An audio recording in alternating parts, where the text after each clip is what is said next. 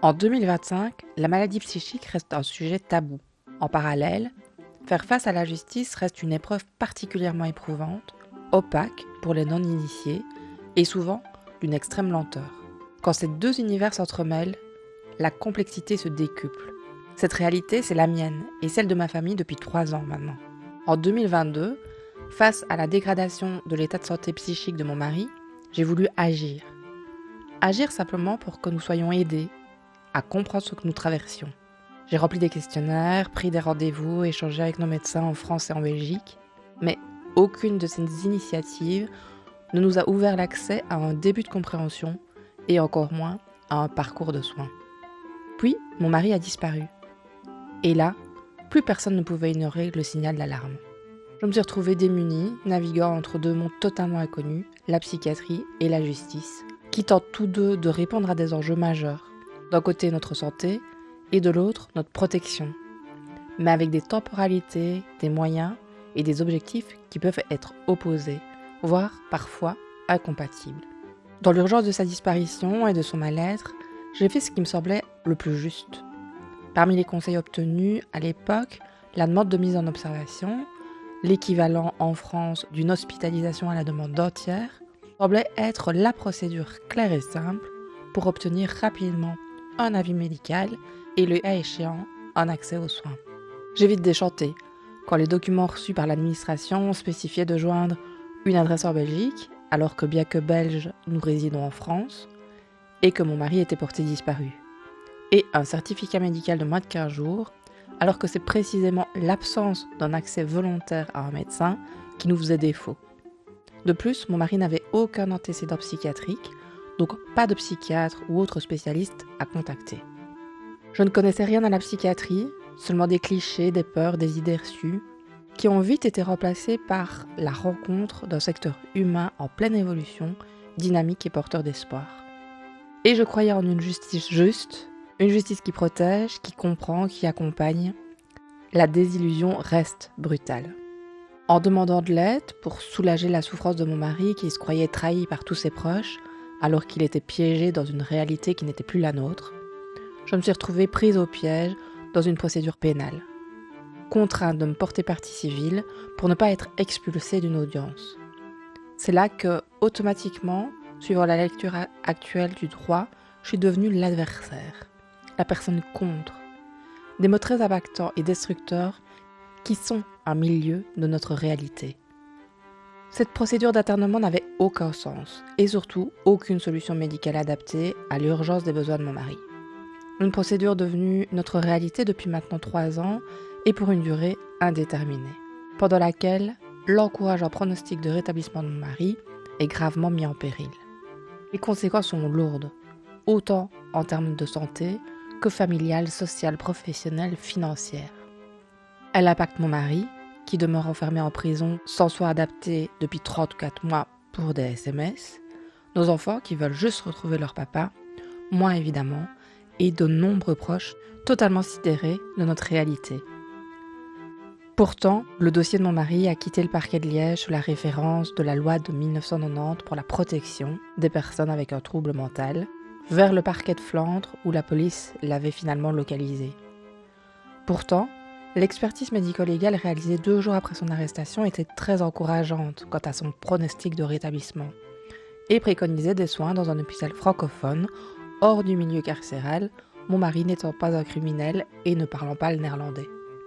Parce que l'internement sans soins, sans perspective, sans protection, ne peut pas être une réponse acceptable dans un état de droit, 75 ans après la signature de la Convention européenne des droits de l'homme, parce que notre réalité n'est pas assez vendeuse pour faire la une de la presse, mais trop grave pour que je reste silencieuse, parce que je considère qu'il est de ma responsabilité d'informer et de sensibiliser pour que plus aucune famille ne subisse la même descente aux enfers, parce que j'estime qu'on ne peut rien faire de pire que priver quelqu'un à la fois d'un accès aux soins indispensables à son rétablissement et de privation de liberté dans un milieu carcéral qui fragilise la santé mentale de tout individu.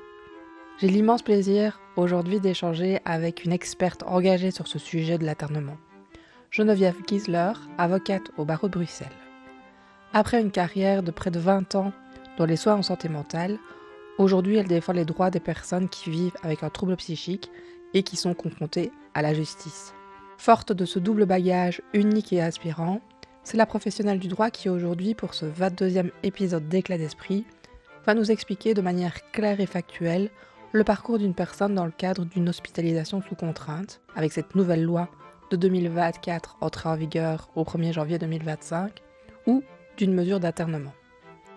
L'objectif principal du jour est de mettre en lumière les points essentiels que chaque proche doit connaître pour que les droits fondamentaux des personnes qui ont besoin de soins soient respectés. Si ce sujet résonne en vous, je vous recommande vivement son podcast, le Décryptorium, une ressource précieuse avec des invités d'exception pour comprendre les réalités de l'internement en Belgique. Bienvenue dans un épisode clé pour comprendre, pour protéger, pour agir au mieux si un jour, le sol se dérobe aussi sous vos pieds.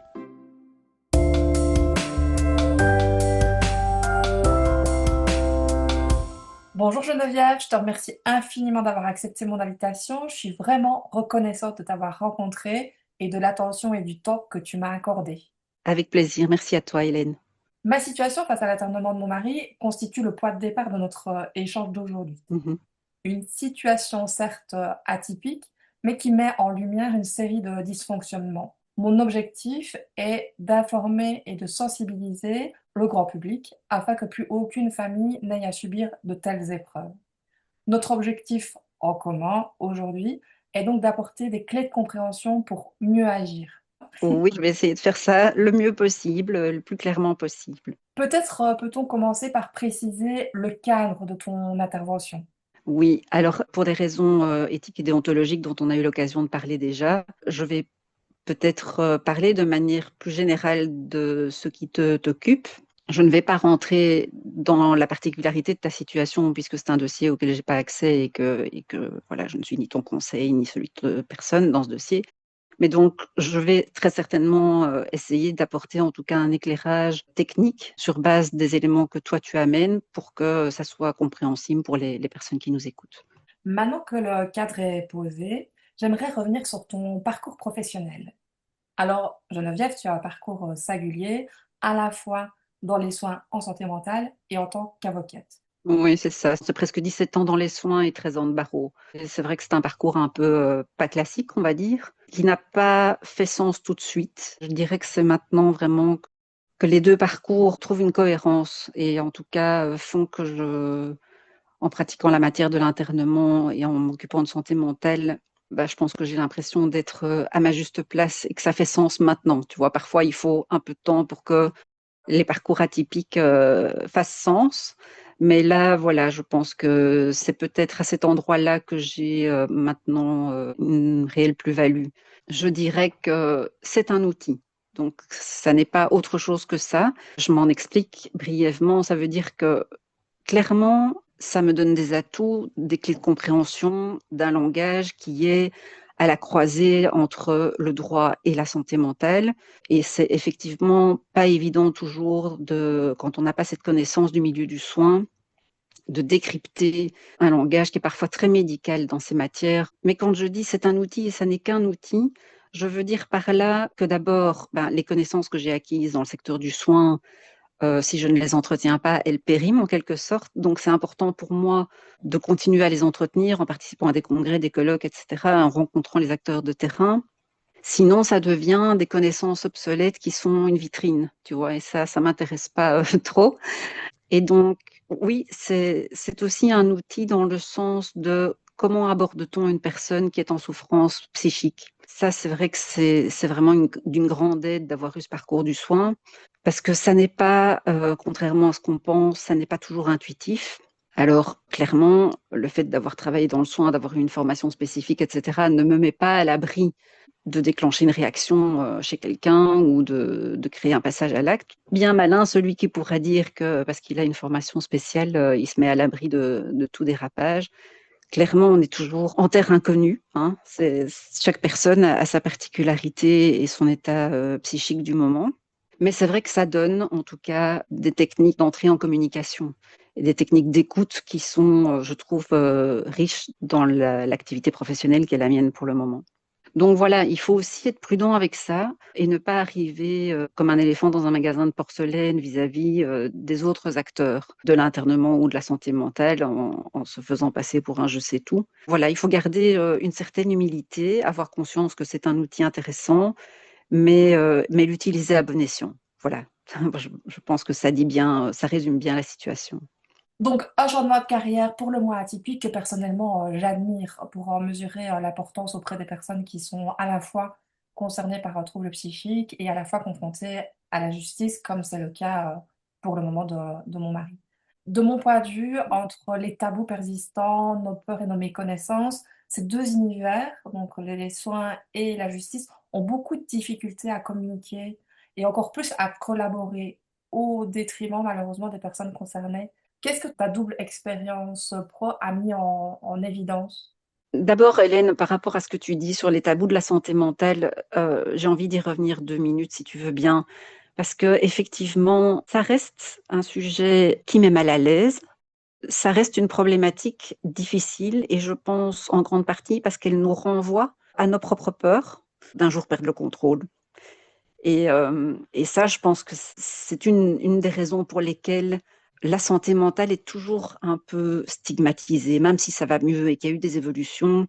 Pour te donner un exemple, dans le secteur du soin, j'ai plusieurs fois entendu des jeunes médecins qui sont à l'aube de choisir une spécialisation me rapporter que quand ils disent j'ai dit à mes confrères que je vais choisir la psychiatrie, la réponse c'est ah, tu vas arrêter de faire de la médecine alors.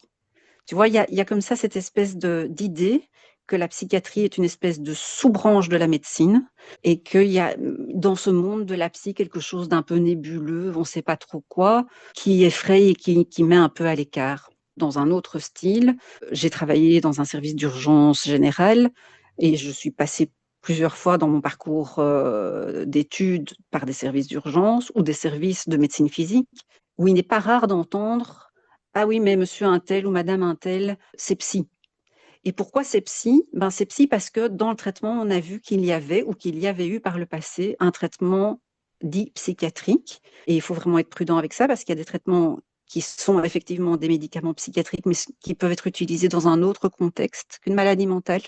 Et donc, parce qu'il y a ce passif de psy, on peut se permettre d'un peu oublier le patient dans un cabanon ou dans un box. Et donc, c'est comme si toute pathologie physique ou toute plainte physique qui venait de ce patient est à prendre avec des guillemets parce qu'il y a des antécédents psy. Tu vois ce que je veux dire? Ouais. Donc ça, voilà, c'est assez triste, mais de tout temps, et malgré les évolutions, la psychiatrie ou la difficulté liée au psychisme reste stigmatisée. Oui, et ça dans tous nos domaines de vie, quoi, que ce soit le grand public ou médecins, des soignants, Oui. enfin, c'est extrêmement généralisé, quoi. Oui, et je t'avoue qu'à titre personnel, j'ai même un problème avec cette distinction maladie mentale versus maladie physique. L'être humain et les patients sont un, et donc pourquoi faut-il distinguer et sectoriser comme ça la maladie mentale? Tu vois, pour moi, ça fait partie d'un tout. La santé est globale, et donc cette espèce de dissociation de la santé psychique et de la santé physique est pour moi un artifice qui n'a pas lieu d'être, quoi. Je te rejoins à 100%. Moi, oui, c'est même une aberration, quoi. Comme tu disais, on est Oui, et le physique peut impacter le psychisme et vice-versa. évidemment. Et d'ailleurs, il y a des maladies physiques qui donnent des manifestations psychiques. Donc voilà, on peut avoir des manifestations psychiques parce qu'on a un dérèglement de la thyroïde ou c'est vraiment triste qu'on en soit encore à scinder les deux de cette façon-là. Mais soit, c'est un avis personnel qui n'engage que moi, évidemment. Ouais, mais en tout cas, pour faire un lien avec ce que j'ai pu vivre, c'est une des premières choses qu'on m'a conseillé de demander à ce que ce soit vérifié dans le parcours de mon mari.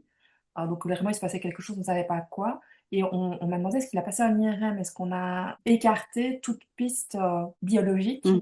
Donc ça, c'est encore des choses qui ne sont pas faites en première intention pour accrocher avec le milieu de la justice. On va plus se diriger vers une expertise psychiatrique que vers un examen médical, un IRM par exemple, qui viendrait Mhm. écarter certaines possibilités. Tu parles de l'expertise psychiatrique. Techniquement, elle peut aussi servir à ça. C'est-à-dire que si le psychiatre expert se rend compte qu'il y a quelque chose qui penche plus du côté de la neurologie que de la psychiatrie, c'est à lui de suggérer la réalisation d'un examen. Après, c'est pas toujours détecté, ça c'est vrai. Et l'autre problématique, c'est qu'il n'y a pas toujours les moyens techniques pour mettre en œuvre ce genre d'examen, tu vois. Tout ça est hyper intéressant, on pourra encore en parler pendant des heures, mais on va se recentrer sur le côté plus juridique en faisant la distinction entre mise en observation et internement. Donc, comme vous l'avez compris, moi, j'ai agi pour que mon mari puisse bénéficier en urgence de soins médicaux. C'était vraiment ce que j'avais en tête et ce que je sollicitais. Je pensais engager une procédure de mise en observation, du coup, avec un accès assez direct, assez immédiat à la compréhension de ce qui pouvait se passer et les soins s'ils étaient nécessaires. Et nous nous sommes retrouvés coincés, parce que j'ai l'impression d'être toujours coincés aujourd'hui, dans une procédure d'internement, sans, pour ma part, avoir pris pleinement conscience qu'on glissait d'une procédure à une autre et sans avoir compris, en tout cas à l'époque, les tenants et les aboutissants de chacune de ces procédures. Donc, pourrais-tu nous préciser justement la distinction qu'on peut faire entre une mise en observation, dont la loi a changé avec une mise en application en début de cette année 2025, et l'internement? Oui, alors tu fais bien, Hélène, de préciser parce qu'il y a souvent des confusions en termes de langage. Donc, on parlait avant de la colocation. On disait je vais faire colloquer un tel. On entendait beaucoup ça dans le langage courant. Et donc, en fait, il y a eu dans le passé, et l'historique de la naissance de la loi de la mise en observation est en partie le résultat de ça, c'est qu'à un moment, il y a eu des abus. C'est-à-dire qu'on pouvait assez facilement faire enfermer des gens sous différents prétextes. Et donc, il y a eu besoin d'un cadre légal autour de ça. Et donc, il y a eu la loi relative à la loi de 1990, hein, donc l'ancienne loi relative à la protection de la personne des malades mentaux, qui avait vocation à encadrer cette pratique. Et donc, tu as raison de dire que c'est important de ne pas confondre les deux, puisque l'internement touche au versant pénal. Donc, pour qu'il y ait internement, il faut qu'il y ait une infraction pénale, ce qui n'est pas le cas dans le cadre de la loi relative à la protection des malades mentaux, nouvellement rebaptisée loi relative à la protection imposée à une personne atteinte d'un trouble psychiatrique. On reviendra sur cette distinction un peu plus longuement plus tard, si tu veux bien. Et donc, la loi de protection, là, on n'a pas d'infraction pénale. On est dans une procédure, comme tu dis, civile, qui vise à permettre à une personne qui n'est plus en mesure de décider pour elle-même de bénéficier de soins appropriés, dit la loi. Et donc, cette pratique des soins sous contrainte est liée à une triple conjonction de critères. Donc, il faut qu'il y ait une maladie mentale, il faut qu'il y ait un refus de soins et il faut un critère de dangerosité, soit pour la personne elle-même, soit pour des tiers. Donc, tu as raison de dire qu'il y a eu un changement législatif. La loi est entrée en vigueur le 1er janvier 2025. On va peut-être pas s'approfondir sur les changements, mais pour te dire quand même dans les grandes lignes ce qu'il en est, tu sais que sous couvert de l'ancienne loi qui était en vigueur au moment où toi tu as voulu lancer la mesure, il y a la coexistence de deux procédures, c'est-à-dire qu'il y a une procédure dite ordinaire qui était vouée à être appliquée majoritairement, mais dont on verra qu'en fait elle n'est pratiquement pas appliquée par rapport à la mesure urgente. La mesure ordinaire ou dite non urgente, c'est une mesure de protection qui est enclenchée par le dépôt d'une requête qui peut être rédigée par, dit la loi, tout tiers intéressé ou toute personne intéressée. Donc toute personne intéressée, ça peut être des proches, ça peut être un voisin, ça peut être même un syndic d'immeuble, ça peut être un médecin traitant, pour autant que ce ne soit pas lui qui rédige le rapport médical, évidemment. Mais donc, cette procédure non urgente s'introduit par la voie d'une requête auprès du juge de paix. D'accord ? Et donc, le juge de paix vient rencontrer la personne et décide si oui ou non cette personne doit bénéficier de soins sous contrainte. Dans le cadre de la mesure urgente, là, la configuration est très différente puisque le seul maître à bord, entre guillemets, c'est le procureur du roi. Donc là, typiquement, c'est la situation d'une personne qui est trouvée errante en rue, veut s'y faire des propos incohérents, est menaçante à l'égard des passants qui passent. Et là, quelqu'un appelle la police et le procureur du roi est informé de la situation et c'est lui qui va décider à ce moment-là si oui ou non cette personne rentre dans les critères de la loi et doit faire l'objet de soins sous contrainte. Dans la nouvelle loi, ces deux procédures coexistent toujours. Il n'y a pas eu de vraie refonte à ce niveau-là. Par contre, dans la nouvelle loi, il y a des choses qui me paraissent quand même intéressantes. C'est que, d'abord, ce qui me semble un petit peu critiquable, c'est on est passé de la notion de maladie mentale à la notion de trouble psychiatrique, dans un souci précisément de déstigmatiser, mais à mon sens, on va vers du plus flou encore, puisque la loi définit vaille que vaille ce qu'il faut entendre par trouble psychiatrique, mais tu comprendras, et on aura vraiment l'occasion d'y revenir, c'est une des grandes difficultés quand le droit doit appréhender la santé mentale, c'est de définir ce que c'est qu'un trouble mental ou un trouble psychiatrique. Et donc, c'est soumis à l'appréciation du procureur du roi ou du juge de paix qui va avoir à connaître de la situation. Donc le trouble psychiatrique, c'est vague. Tu vois, c'est quoi un trouble psychiatrique? Ok, on se réfère à notamment le DSM, etc. Mais ça reste toujours, tu comprends bien, sujet à appréciation et donc un peu à géométrie variable. Alors, il y a quelque chose dans la nouvelle loi qui je trouve intéressant, mais je ne peux pas encore te dire à ce stade-ci, c'est une jeune loi, hein, tu vois, donc je ne peux pas te dire à ce stade-ci si c'est concrètement mis en œuvre, mais dans le cadre de la mesure urgente, le procureur du roi a la possibilité de demander une évaluation clinique de 48 heures. Et ça me semble intéressant parce que ça permet un peu de différer l'appréciation clinique précisément, tu vois, de laisser au patient le temps de se poser, le temps éventuellement d'éliminer certains toxiques qui auraient été absorbés, je pense à l'alcool, à des drogues, à des médicaments, etc. Et ça permet aussi de défricher un peu le terrain, tu vois, de voir un petit peu, après 48 heures posées dans un milieu sécurisé, voilà, comment est-ce que la personne se trouve? Est-ce qu'on est encore dans l'état de crise 48 heures plus tôt? Est-ce qu'au contraire, on est en mesure d'obtenir un consentement à des soins? Et ça peut très très clairement, à mon sens, limiter le nombre d'hospitalisations qui ne seraient en final pas appropriées. Donc ça, je trouve que c'est plutôt une très bonne chose. Le rôle de l'avocat a un peu changé aussi dans la mesure où il a accès à plus d'informations que sous le coup de l'ancienne loi. Je ne vais pas rentrer dans les détails, mais donc ça lui permet quand même d'agir sur une meilleure base et sur des connaissances un peu plus fondées, tu vois, sur base du registre qu'on peut consulter. Tu sais, quand les personnes sont admises dans un service hospitalier pour mise en obs, s'il y a un registre qui est tenu, ce registre peut être consulté par l'avocat. Et donc, l'avocat a un peu plus de latitude parce que tu m'interroges plus tard sur le rôle de l'avocat. Une des difficultés, c'est comment fait-on pour créer en très très peu de temps un lien de confiance avec une personne qu'on a rencontrée éventuellement la veille pour l'audience du lendemain, tu vois. Donc, le fait d'avoir accès à plus d'informations, je pense que c'est intéressant aussi. Mais voilà, il n'y a pas de changements radicaux, si ce n'est qu'il y a une possibilité de proposer des soins sur base volontaire, moyennant le respect de conditions, qui peut se faire soit en milieu hospitalier, soit en milieu ambulatoire. Donc, je pense que la famille et les proches, sous le coup de cette nouvelle loi, vont être un peu mieux intégrés à la prise en charge de la personne concernée. Et en ça, je pense que c'est plutôt une bonne chose. Mais pour ne rien te cacher, les gens qui ont travaillé dans le cadre du groupe de travail de préparation à cette loi avaient demandé un délai pour que cette loi rentre en vigueur un peu plus tard, pour laisser le temps notamment à tous les acteurs de terrain d'être bien informés. Et puis finalement, cette loi a été adoptée et est entrée en vigueur un peu dans la précipitation, ce qui a, je pense, créé un petit sentiment de frustration à l'égard des gens qui ont participé à ce groupe de travail. Mais donc voilà, c'est un peu tôt pour moi pour te dire très concrètement sur le terrain comment elle se pratique, mais voilà, ça permet de donner déjà quelques balises. Une balise intéressante aussi, c'est le fait que les problèmes d'addiction ne font plus obstacle à ce que les personnes bénéficient de soins sous contrainte, ce qui était un gros sujet de discussion sous le coup de l'ancienne loi. Donc, pour récapituler, parce que peut-être que je me suis un peu égarée dans mon développement, donc quand on parle de soins sous contrainte, de la loi de 90, revue sous le coup de l'entrée en vigueur de la nouvelle loi en 25, on parle d'une mesure civile, il n'y a pas d'infraction pénale.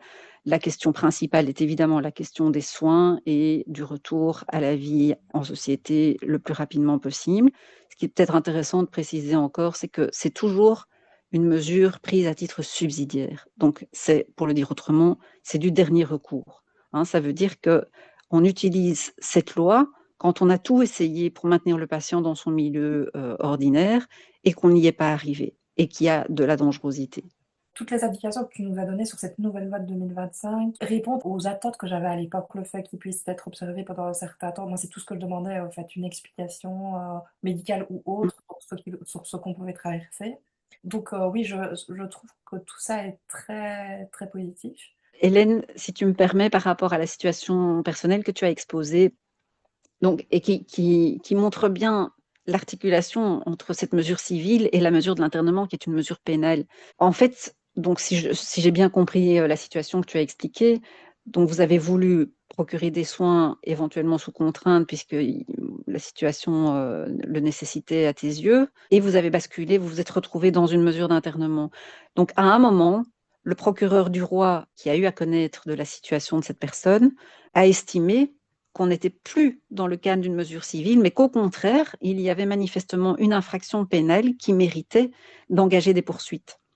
Et c'est probablement par ce biais-là que vous vous êtes retrouvé pris dans cette mesure d'internement. On reviendra à l'internement plus longuement, mais ce que je voulais dire ici par rapport à l'internement, c'est que c'est une mesure qui peut être prononcée par la Chambre du Conseil ou par une juridiction de fond, mais les acteurs de l'internement, c'est principalement, en termes d'acteurs judiciaires, la Chambre de protection sociale qui va assurer le déroulement et le suivi de cette mesure d'internement qui a été prononcée en amont. La Chambre de protection sociale, c'est une chambre particulière du tribunal de l'application des peines, et donc c'est une chambre spécialisée. Donc je comprends ta difficulté, ce que tu disais tout à l'heure, quand tu penses que le langage du soin et du droit, ce sont deux milieux qui ne se comprennent pas et qui ne communiquent pas entre eux. J'ai envie d'un peu nuancer, je trouve que ça va vraiment beaucoup mieux. Et en tout cas, à Bruxelles, l'expérience que j'ai de la Chambre de protection sociale, c'est que la communication est assez ouverte et qu'il y a une bonne compréhension et une bonne collaboration entre le soin et le judiciaire. Maintenant, voilà, ce sont deux langages et deux mondes qui sont assez éloignés l'un de l'autre a priori et qui doivent faire cet effort de comprendre le langage de l'autre. Et ça, effectivement, c'est pas forcément évident, mais je trouve que ça se pratique plutôt pas mal. C'est toute la particularité, évidemment, de la matière de l'internement.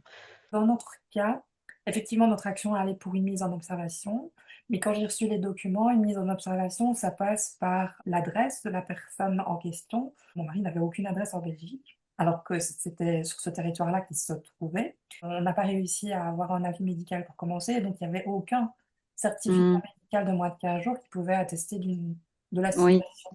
Et donc, oui. c'est là où on est passé assez directement, je pense, vers le procureur du roi, parce que déjà mon mari était porté disparu, donc recherché par la police. Est-ce que cette configuration très spécifique nous a plus dirigés vers l'internement que vers la mise en observation? En fait, Hélène, dans la situation que tu expliques, il y a une succession de difficultés. Hein, donc, pour resituer, vous êtes résident français, mais à l'époque, vous étiez sur le territoire belge. Alors, quand tu dis pas d'adresse en Belgique, en fait, la loi est souple. Hein. La loi dit l'adresse où la personne peut être trouvée. Le problème dans la situation que tu exposes, c'est que la personne, on ne savait pas où elle était. C'est C'est bien ça. ça? Oui, tout à fait. Oui. Donc, à partir du moment où on ne sait pas où la personne se trouve, ben, en fait, techniquement, on bascule de la procédure ordinaire via le juge de paix vers la procédure d'urgence, tu vois, fatalement. Parce que, en fait, ben, dès l'instant où les services de police sont chargés de le retrouver, on bascule dans la mesure urgente, c'est-à-dire que c'est le procureur du roi qui est seul maître à bord. Et donc, à partir du moment où il a été trouvé, le procureur du roi a estimé qu'on était plus dans la configuration des soins sous contrainte, mais bien dans la commission d'une infraction et le suivi via la procédure d'internement.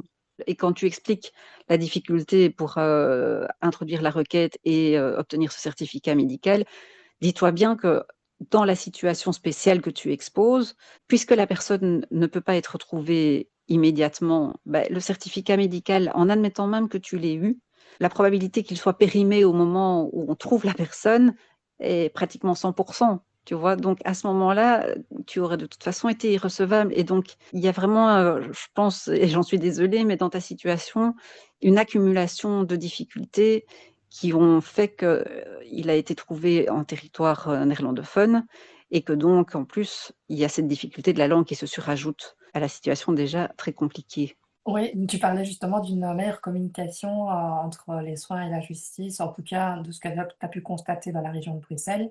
C'est vrai que nous, je ne parle pas le néerlandais, mon mari ne parle pas le néerlandais, notre famille ne parle pas le néerlandais. Donc effectivement, ça a été un point extrêmement difficile pour chacun de nous, nous faire comprendre et comprendre tout ça. Ça n'a rien facilité. Ça, j'imagine bien. Concernant le délit en question, donc effectivement, mon mari est dans une procédure d'internement. Quand on parle du délit, c'est quelque chose qui reste difficile pour moi parce qu'au final, il est accusé de menaces et de harcèlement par rapport à des messages que nous, on a partagés avec la justice, mais pas dans le but qu'il soit arrêté, dans le but de justifier notre demande de mise en observation. Oui, c'est-à-dire que tu voulais alerter sur l'état de santé mentale qui était en train de se dégrader. Tout à fait, le fait de recevoir beaucoup de messages à n'importe quelle heure qui ne voulaient strictement rien dire. C'est ça qu'on voulait montrer. On voulait pas dire qu'il était ni harcelant ni menaçant, c'était pas du tout notre dynamique, mais c'était: «On a besoin d'aide, visiblement il ne va pas bien du tout, que faire?» C'est finalement ce qui a conduit à cette mesure d'internement. Je comprends bien, mais en fait, vous avez perdu la main dès l'instant où vous avez dû avertir la police et c'est devenu l'affaire du ministère public. Concernant la loi sur l'internement, il faut qu'il y ait une atteinte à la personne, hein. Donc, il faut que l'infraction ne soit pas strictement limitée à une atteinte au bien. Alors, c'est formulé comme ça dans la loi. Donc, la loi a voulu limiter l'internement aux infractions les plus graves, hein, donc celles qui portent atteinte aux personnes. Néanmoins, il y a un glissement possible sur le fait qu'on peut commettre un cambriolage dans une habitation et considérer néanmoins, malgré qu'il n'y ait eu qu'une atteinte, entre guillemets, au bien, que indirectement, ça a causé un dommage moral à la personne qui en a été victime. Et que donc, indirectement, il s'agit bien d'une atteinte à la personne qui permettrait quand même de prononcer une mesure d'internement.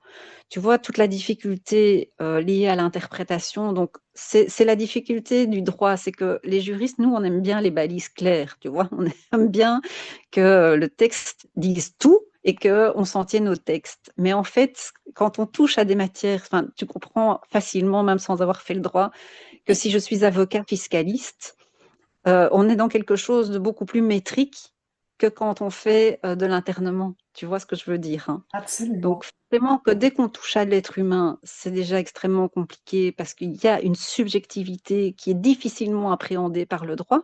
Mais quand en plus tu ajoutes à ça une vulnérabilité qui est de l'ordre de la santé, qui invoque des connaissances médicales, ça devient clairement difficile et qu'on ne peut pas faire rentrer comme ça dans des concepts, des choses aussi subjectives et variables que ce qui fait l'être humain.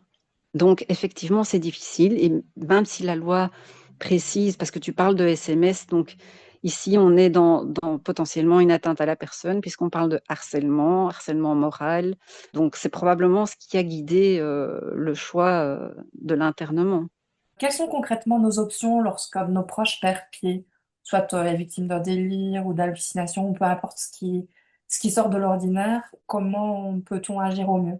C'est pas une question facile, hein. Je distinguerais deux situations. La première situation serait celle où il y a un problème de souffrance psychique qui est connu, tu vois, et où on n'est pas dans le cadre d'une première décompensation, et où il y a éventuellement déjà un suivi psy, un médecin de famille qui connaît le problème, etc.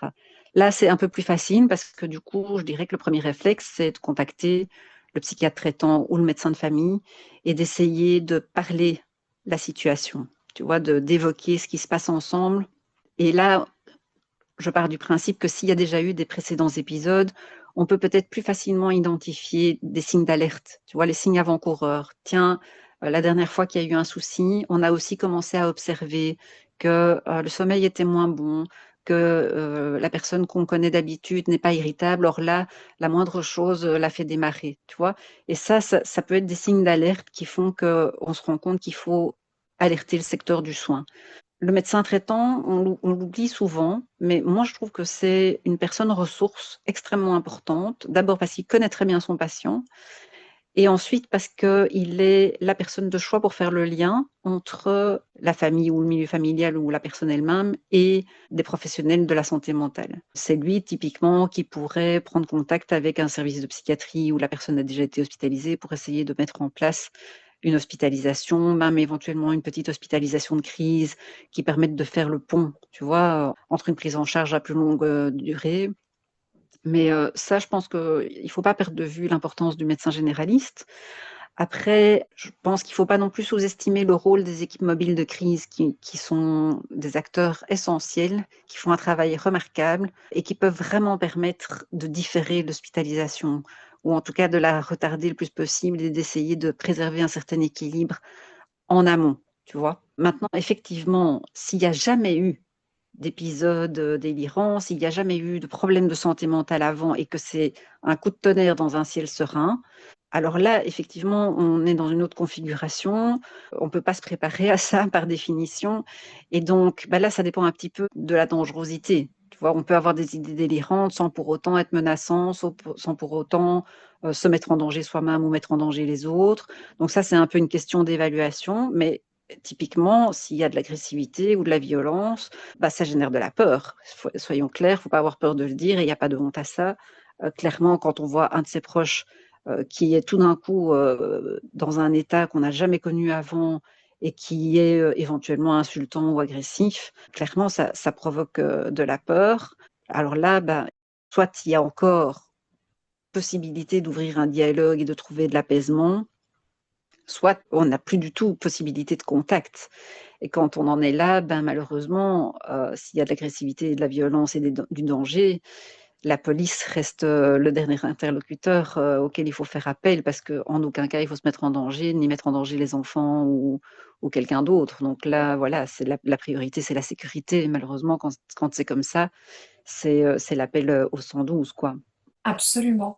Qu'est-ce qu'on devrait tous savoir avant de signaler ou de consentir à signer une procédure d'hospitalisation sous contrainte?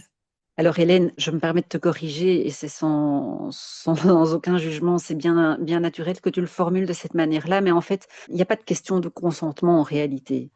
Parce que, en fait, soit on est dans une mesure non urgente via le juge de paix, hein, dont on a déjà parlé, et alors là, on n'est pas dans une question de consentement, on est dans une question de démarche proactive. Tu vois, donc de manière proactive, je pense que mon proche est en danger et je dépose une requête, et donc là, c'est l'enclenchement de la procédure ordinaire. Donc c'est un choix délibéré, si tu veux, entre guillemets, enfin, pour autant qu'on puisse choisir, mais donc clairement, c'est la situation où on sent que l'état mental de la personne qu'on connaît se dégrade, mais où on n'est pas dans l'extrême urgence parce qu'il n'y a pas de violence, parce qu'il n'y a pas d'agressivité, parce que voilà, il y a des petits signes d'alerte qui font dire tiens, il y a quelque chose de pas normal qui se passe. Ça pourrait, si on ne fait rien, aller de mal en pire, et donc on est inquiet quand même s'il n'y a pas de menace directe. Mais donc là, c'est vraiment une démarche proactive de solliciter la rédaction dans la nouvelle loi rapport médical circonstancié qui est un peu plus étoffé que l'ancien certificat, et procédure via le juge de paix. Alors, si on est dans le cadre d'une mesure urgente, bah, il y a encore moins la question de consentir ou de ne pas consentir, puisque, pour le redire une énième fois, le seul maître à bord ici, c'est le procureur du roi. C'est lui qui va décider, sur base des éléments qui sont portés à sa connaissance, si oui ou non la personne concernée doit bénéficier de soins sous contrainte. Tu vois, donc, c'est pas tellement est-ce que je vais me faire avoir à signer quelque chose, tu vois, je comprends ton interrogation. C'est plutôt la question de que faire, comment le faire et quel canal actionner. Dans les deux cas, finalement, c'est une démarche proactive, soit que tu déposes une requête, soit que tu appelles la police. C'est pas tellement la situation où vous pourriez être confronté à on va essayer de me faire signer quelque chose pour qu'un de mes proches soit hospitalisé. Je pense que dans l'inconscient collectif, ça a pu être comme ça. En fait, concrètement, c'est pas comme ça que ça se passe. Oui, clairement, c'est pas nous qui décidons, quoi. On signale une situation et puis ce sont les professionnels, les experts médicaux qui décident si effectivement Oui, votre oui. alerte est légitime ou pas du tout. Mais ma question, c'était plus dans ce souci de préserver le lien. Alors, je le trouve indispensable hein, entre la personne concernée et les proches. Je pense que c'est la famille, enfin, famille au sens très large, hein, peu, je devrais dire plus les proches d'ailleurs que la famille qui Mhm. sont là du début à la fin, en fait, d'un parcours de soins. La famille, ce serait le fil rouge pour moi. Et donc, il Mhm. me semble indispensable de pouvoir préserver ce lien. Et effectivement, quand on est perçu comme ceux qui ont initié, qui ont induit ou ou pour certains imposer ces hospitalisations, le lien est fragilisé. Je comprends très bien ce que tu dis. Et c'est peut-être intéressant de rappeler que tant dans l'ancienne loi que dans la nouvelle, la loi dit toute personne intéressée peut adresser la requête. Et donc, le médecin de famille aussi peut le faire, tu vois. Et ça permet parfois de trianguler ou en tout cas de mettre à l'extérieur cette prise de décision, qui est peut-être aussi plus entendable a posteriori par un soignant que par un membre de la famille. Je comprends la culpabilité peut-être dans laquelle tu te trouves, enfin, avec laquelle tu te trouves confronté, mais l'idée c'est j'ai essayé de faire au mieux pour mon proche. Et donc, voilà, j'entends bien ton inquiétude et la difficulté que ça a pu être d'être perçu comme un traître, quelque part, hein, si j'entends bien ce que tu dis. Oui, c'est Euh, ça.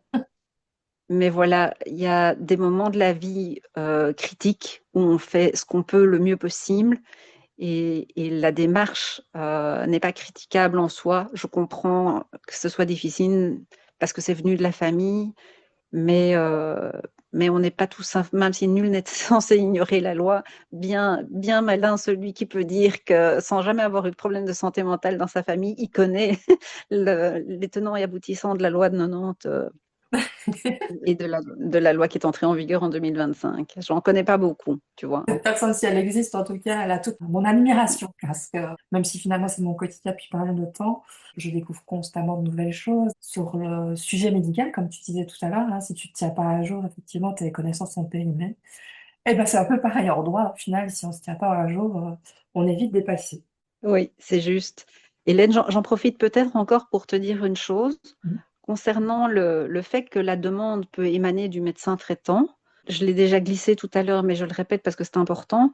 Il va de soi que si le médecin traitant dépose la requête, il est donc requérant. Il ne peut pas, dans le même temps, dresser lui-même le rapport médical circonstancié, hein. Absolument. Et alors, j'insiste, le rapport médical circonstancié, il doit être consécutif à une vraie visite du patient. Tu Oui. vois, ça ne peut pas être j'ai appris par la famille que monsieur présentait tel et tel symptôme. En termes de déontologie médicale, ce serait inacceptable. Mais donc, il faut que le psychiatre ou le médecin qui expertise, ce sera un psychiatre dans le futur, mais qui expertise la personne qui doit bénéficier des soins, l'ait vraiment rencontré et que son rapport soit vraiment le fruit de cette rencontre avec le patient. Absolument, ça Voilà. je l'ai expérimenté à l'époque parce que mon premier réflexe a été effectivement de contacter le médecin traitant. Et puis du coup, comme on est entre deux pays, bah, je l'ai fait en France et en Belgique. Je suis malheureusement tombée sur des médecins traitants qui n'étaient pas familiarisés avec tout ce qui peut être trouble psychique, justement. Donc, ils avaient très peu de réponses à me fournir. Ils ont pu voilà, écouter ce que j'avais à partager, et effectivement, pouvoir constater avec moi qu'on ne reconnaissait pas la personne qu'on connaissait tous. Mais ça s'est limité là, en fait. Tu sais que les médecins, en général, sont des gens fort pris et que tout ce qui touche aux aspects médico-légaux n'est pas toujours maîtrisé. C'est pas un grief du tout, hein, mais c'est une réalité que tu soulèves là. Ouais, c'est un constat mais enfin, qui a été difficile parce que ça a été effectivement mon premier réflexe et j'ai pas trouvé de soutien ou de réponse ou même de redirection. Enfin, voilà, je suis restée un peu sur ma faim. Mhm. Je me souviens de la réflexion du médecin en Belgique qui m'a dit, Hélène, tout mais pas ça. C'était vraiment le sujet sur lequel il ne pouvait, enfin, voilà, ses connaissances n'étaient pas suffisamment à jour, Ouais, développées que pour qu'il puisse être un réel soutien. Donc ça reste marquant pour moi, en fait, ce retour du médecin. ouais, je comprends. Alors, dans tout ça, à partir de quand le soutien d'un avocat est-il nécessaire ou obligatoire? L'avocat de qui? C'est la Ah, grande question. alors, Tu vois? ce que j'ai compris dans mes aventures, c'est qu'un avocat, pour moi, n'a pas beaucoup d'intérêt, mais que c'est l'avocat de la personne qui est concernée par la mesure de mise en observation ou d'internement. C'est cet avocat-là qui a tout son rôle à jouer. Est-ce que c'est juste ou pas, ça, déjà? Je nuancerai un peu ce que tu viens de dire en disant que effectivement, l'avocat plus pertinent est celui de la personne qui doit bénéficier des soins. Ça, c'est indiscutable. Après, la nuance tient au fait que si effectivement on est confronté à une situation de dégradation progressive de l'état mental d'une personne au sein de la famille et qu'on est très inquiet, mais qu'on ne connaît rien de la procédure, à ce moment-là, effectivement, consulter un avocat pour prendre des infos sur, tiens, la loi de protection, qu'est-ce qu'elle implique, comment est-ce qu'on l'active, est-ce que ça a du sens dans ce cas-ci, c'est jamais superflu. Et comme on n'est pas dans un contexte d'urgence, pourquoi pas? Étant entendu que si la famille consulte un avocat, il est exclu que cet avocat soit ensuite, à mon sens, l'avocat de la personne qui doit bénéficier des soins. Mais oui, effectivement, l'avocat le plus pertinent, c'est l'avocat de la personne en souffrance. Et donc, oui, il est désigné immédiatement après l'enclenchement de la mesure. C'est-à-dire que le juge de paix, quand il est saisi, c'est une des premières choses qu'il fait, c'est de faire désigner un avocat pour la personne qui va bénéficier des soins. Et si c'est une mesure urgente, pareil, tout de suite, un avocat est désigné. D'autant plus sous couvert de la nouvelle loi, puisque l'avocat peut intervenir maintenant dès la privation de liberté. Là, clairement, ça a un intérêt. Alors, on va peut-être faire d'une pierre deux coups.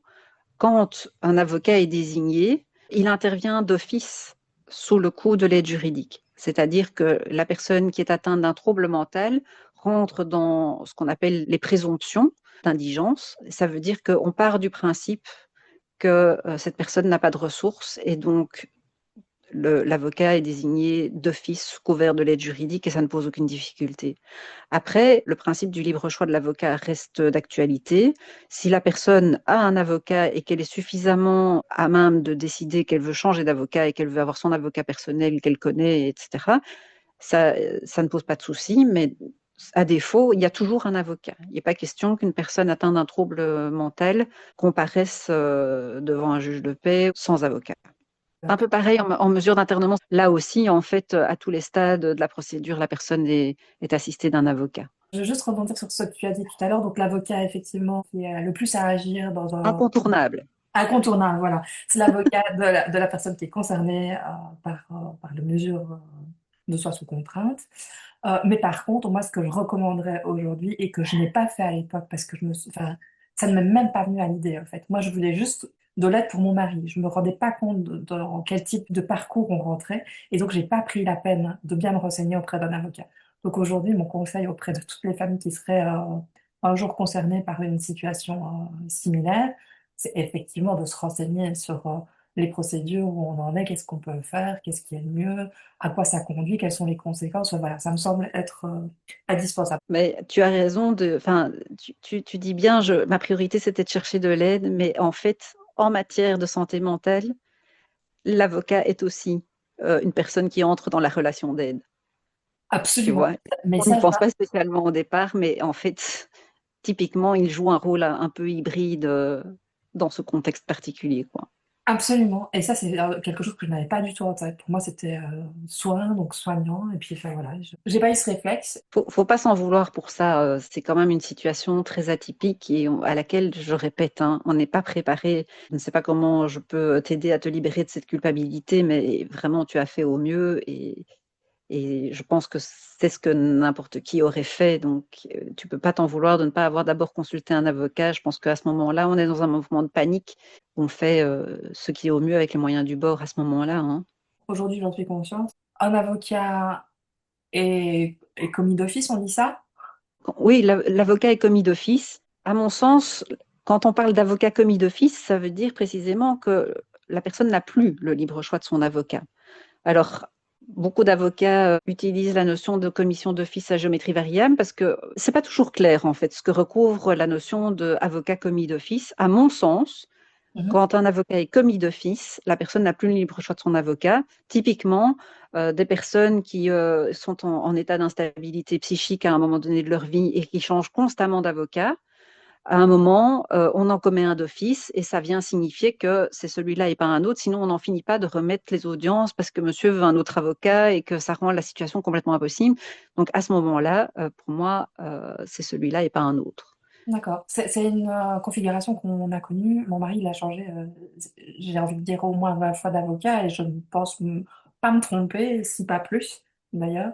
Certains qu'il a Ouais. choisis et qu'il a réussi à financer avec de l'aide et certains dont il n'a pas eu le choix. Donc j'ai du mal à me situer entre, du coup, les choix qu'il a pu faire et puis finalement, ces changements constants, effectivement, d'une audience à l'autre, c'était jamais les mêmes avocats qui découvraient les dossiers. Enfin, ça n'a pas du tout été aidant.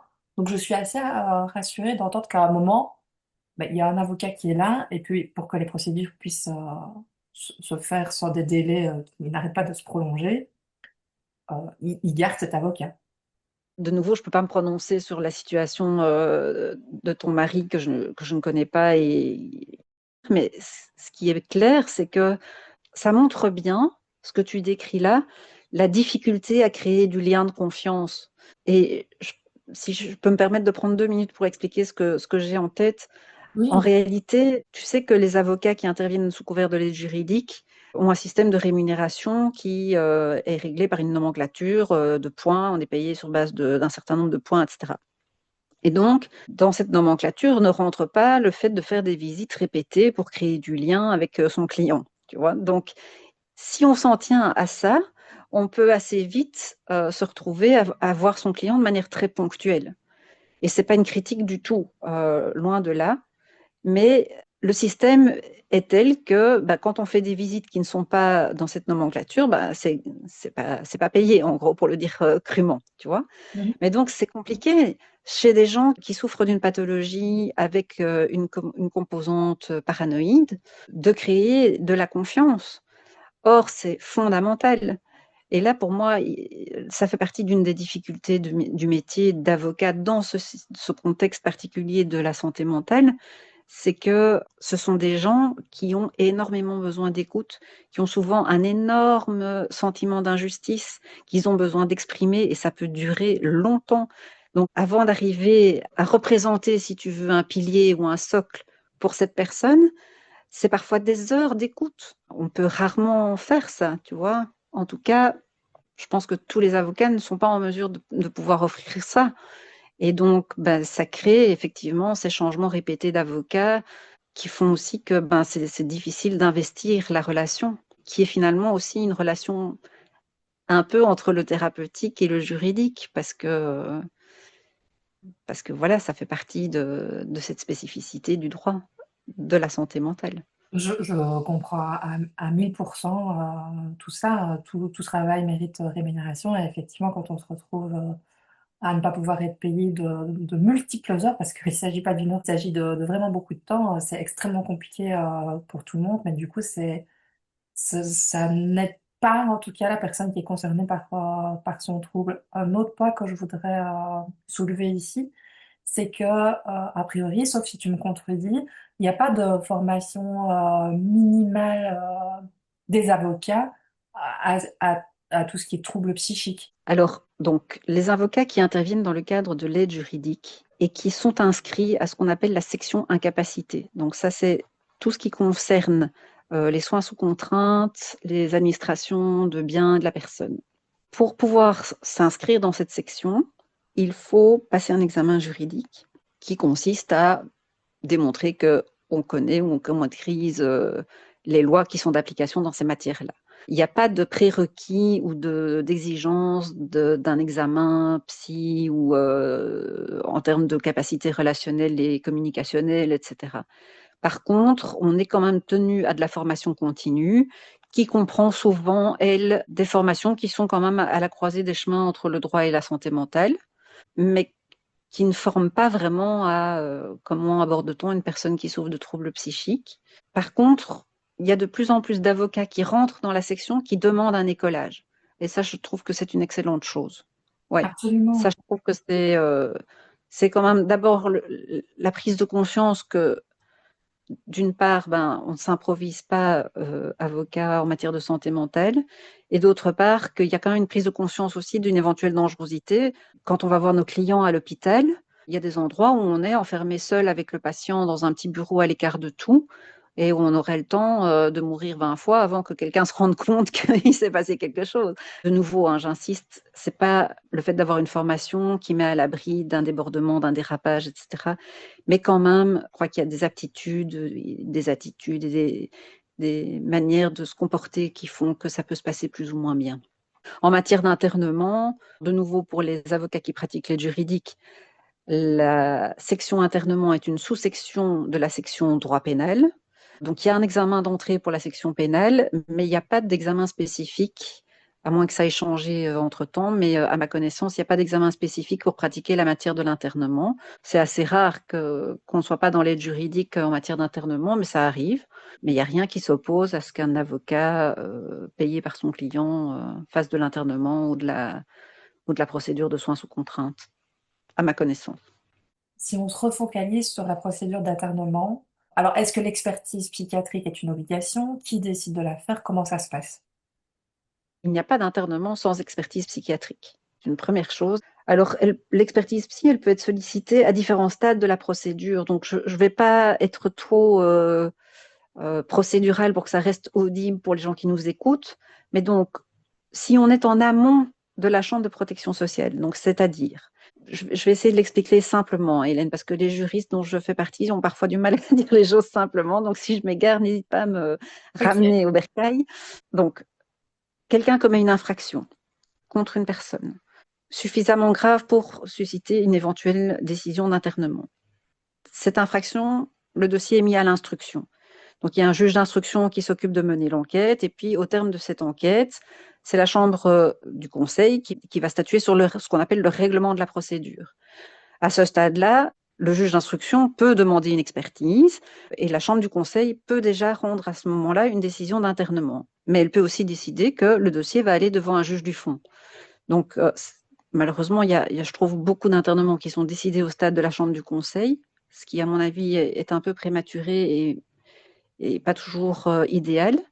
Mais donc, ça peut être décidé durant l'enquête, ça peut être décidé par le juge du fond, elle peut être sollicitée par l'avocat de la personne qui fait l'objet de poursuites. Et donc, à ce moment-là, elle figure au dossier. Tu vois, quand le dossier est à l'instruction, toutes les personnes qui sont autorisées à consulter le dossier ont donc accès à cette expertise psy, que ce soit des parties civiles constituées ou que ce soit l'avocat du prévenu ou le prévenu lui-même, à savoir que le juge d'instruction pourrait décider de limiter l'accès au dossier et de dire telle partie, vous ne pouvez pas la consulter. Comme il n'y a pas d'internement sans expertise psy, ça va sans dire qu'au moment où la chambre du conseil ou le juge du fond, c'est-à-dire le juge du tribunal correctionnel, décide d'une mesure d'internement, il y a eu nécessairement une expertise psy. Parfois, c'est un expert tout seul, parfois c'est un collège d'experts. Ça dépend un petit peu du choix du président de chambre qui demande la réalisation de cette expertise. Après, au stade de la chambre de protection sociale, donc en aval de la décision d'internement, on peut demander une nouvelle expertise psy ou l'actualisation d'une expertise psy. Quel est le rôle de l'avocat, de la personne concernée par cette mesure d'internement dans toutes ces phases, par rapport notamment à l'expertise psychiatrique? Alors, juste un petit retour sur ta question précédente, Hélène. J'insiste pour dire que c'est pas parce qu'on a accès au dossier et qu'on a accès à l'expertise psy qu'on peut en faire n'importe quoi. Hein, donc, au stade de l'instruction, il y a le secret de l'instruction, et c'est pas parce qu'une partie civile ou qui que ce soit d'ailleurs a accès au dossier qui peut aller diffuser le contenu de ce qu'il a appris dans le dossier sur la place publique. Hein, donc ça, c'est quand même important de le dire. Alors, concernant le rôle de l'avocat dans la réalisation de l'expertise, ce qui est intéressant, c'est que depuis la nouvelle loi relative à l'internement, l'expertise est devenue contradictoire.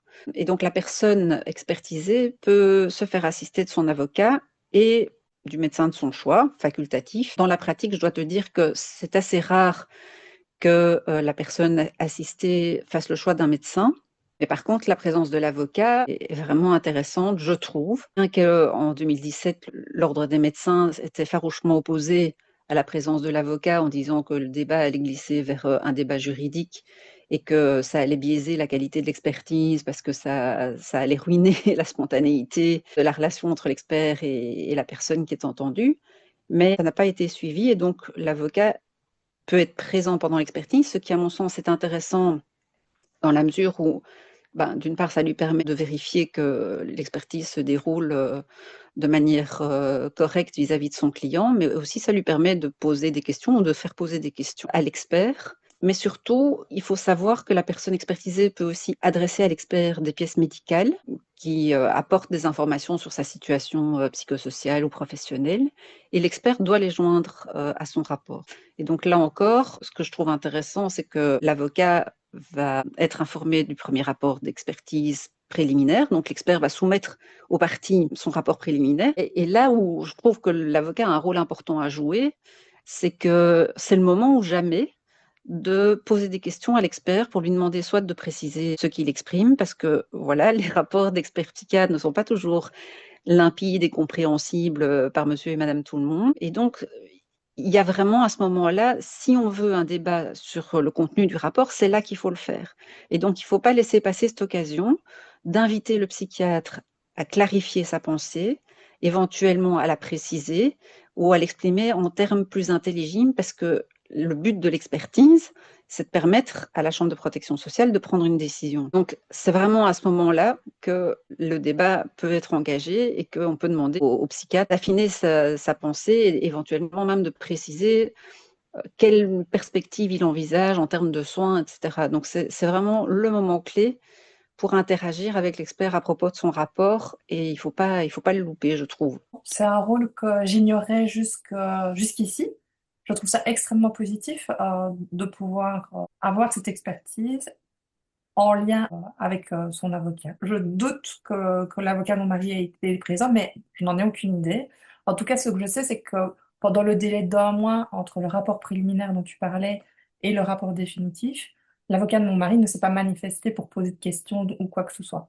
Le rapport préliminaire a été reconduit tel quel en rapport définitif. Oui, alors Hélène, ça, malheureusement, je ne peux pas me prononcer sur la pratique de mon confrère dans le cadre de ta situation particulière, mais ce que je peux dire aussi, c'est que parfois, il n'y a rien à dire, hein. Ça arrive que le rapport soit suffisamment clair et qu'il n'appelle pas d'observation particulière.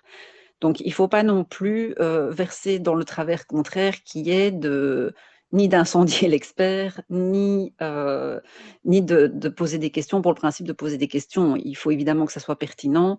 Et voilà, là, je ne peux pas me prononcer sur l'opportunité d'interroger l'expert ou de formuler des observations, mais voilà ce que je peux dire de manière générale sur la présence de l'avocat pendant l'expertise et son intervention au moment du rapport préliminaire.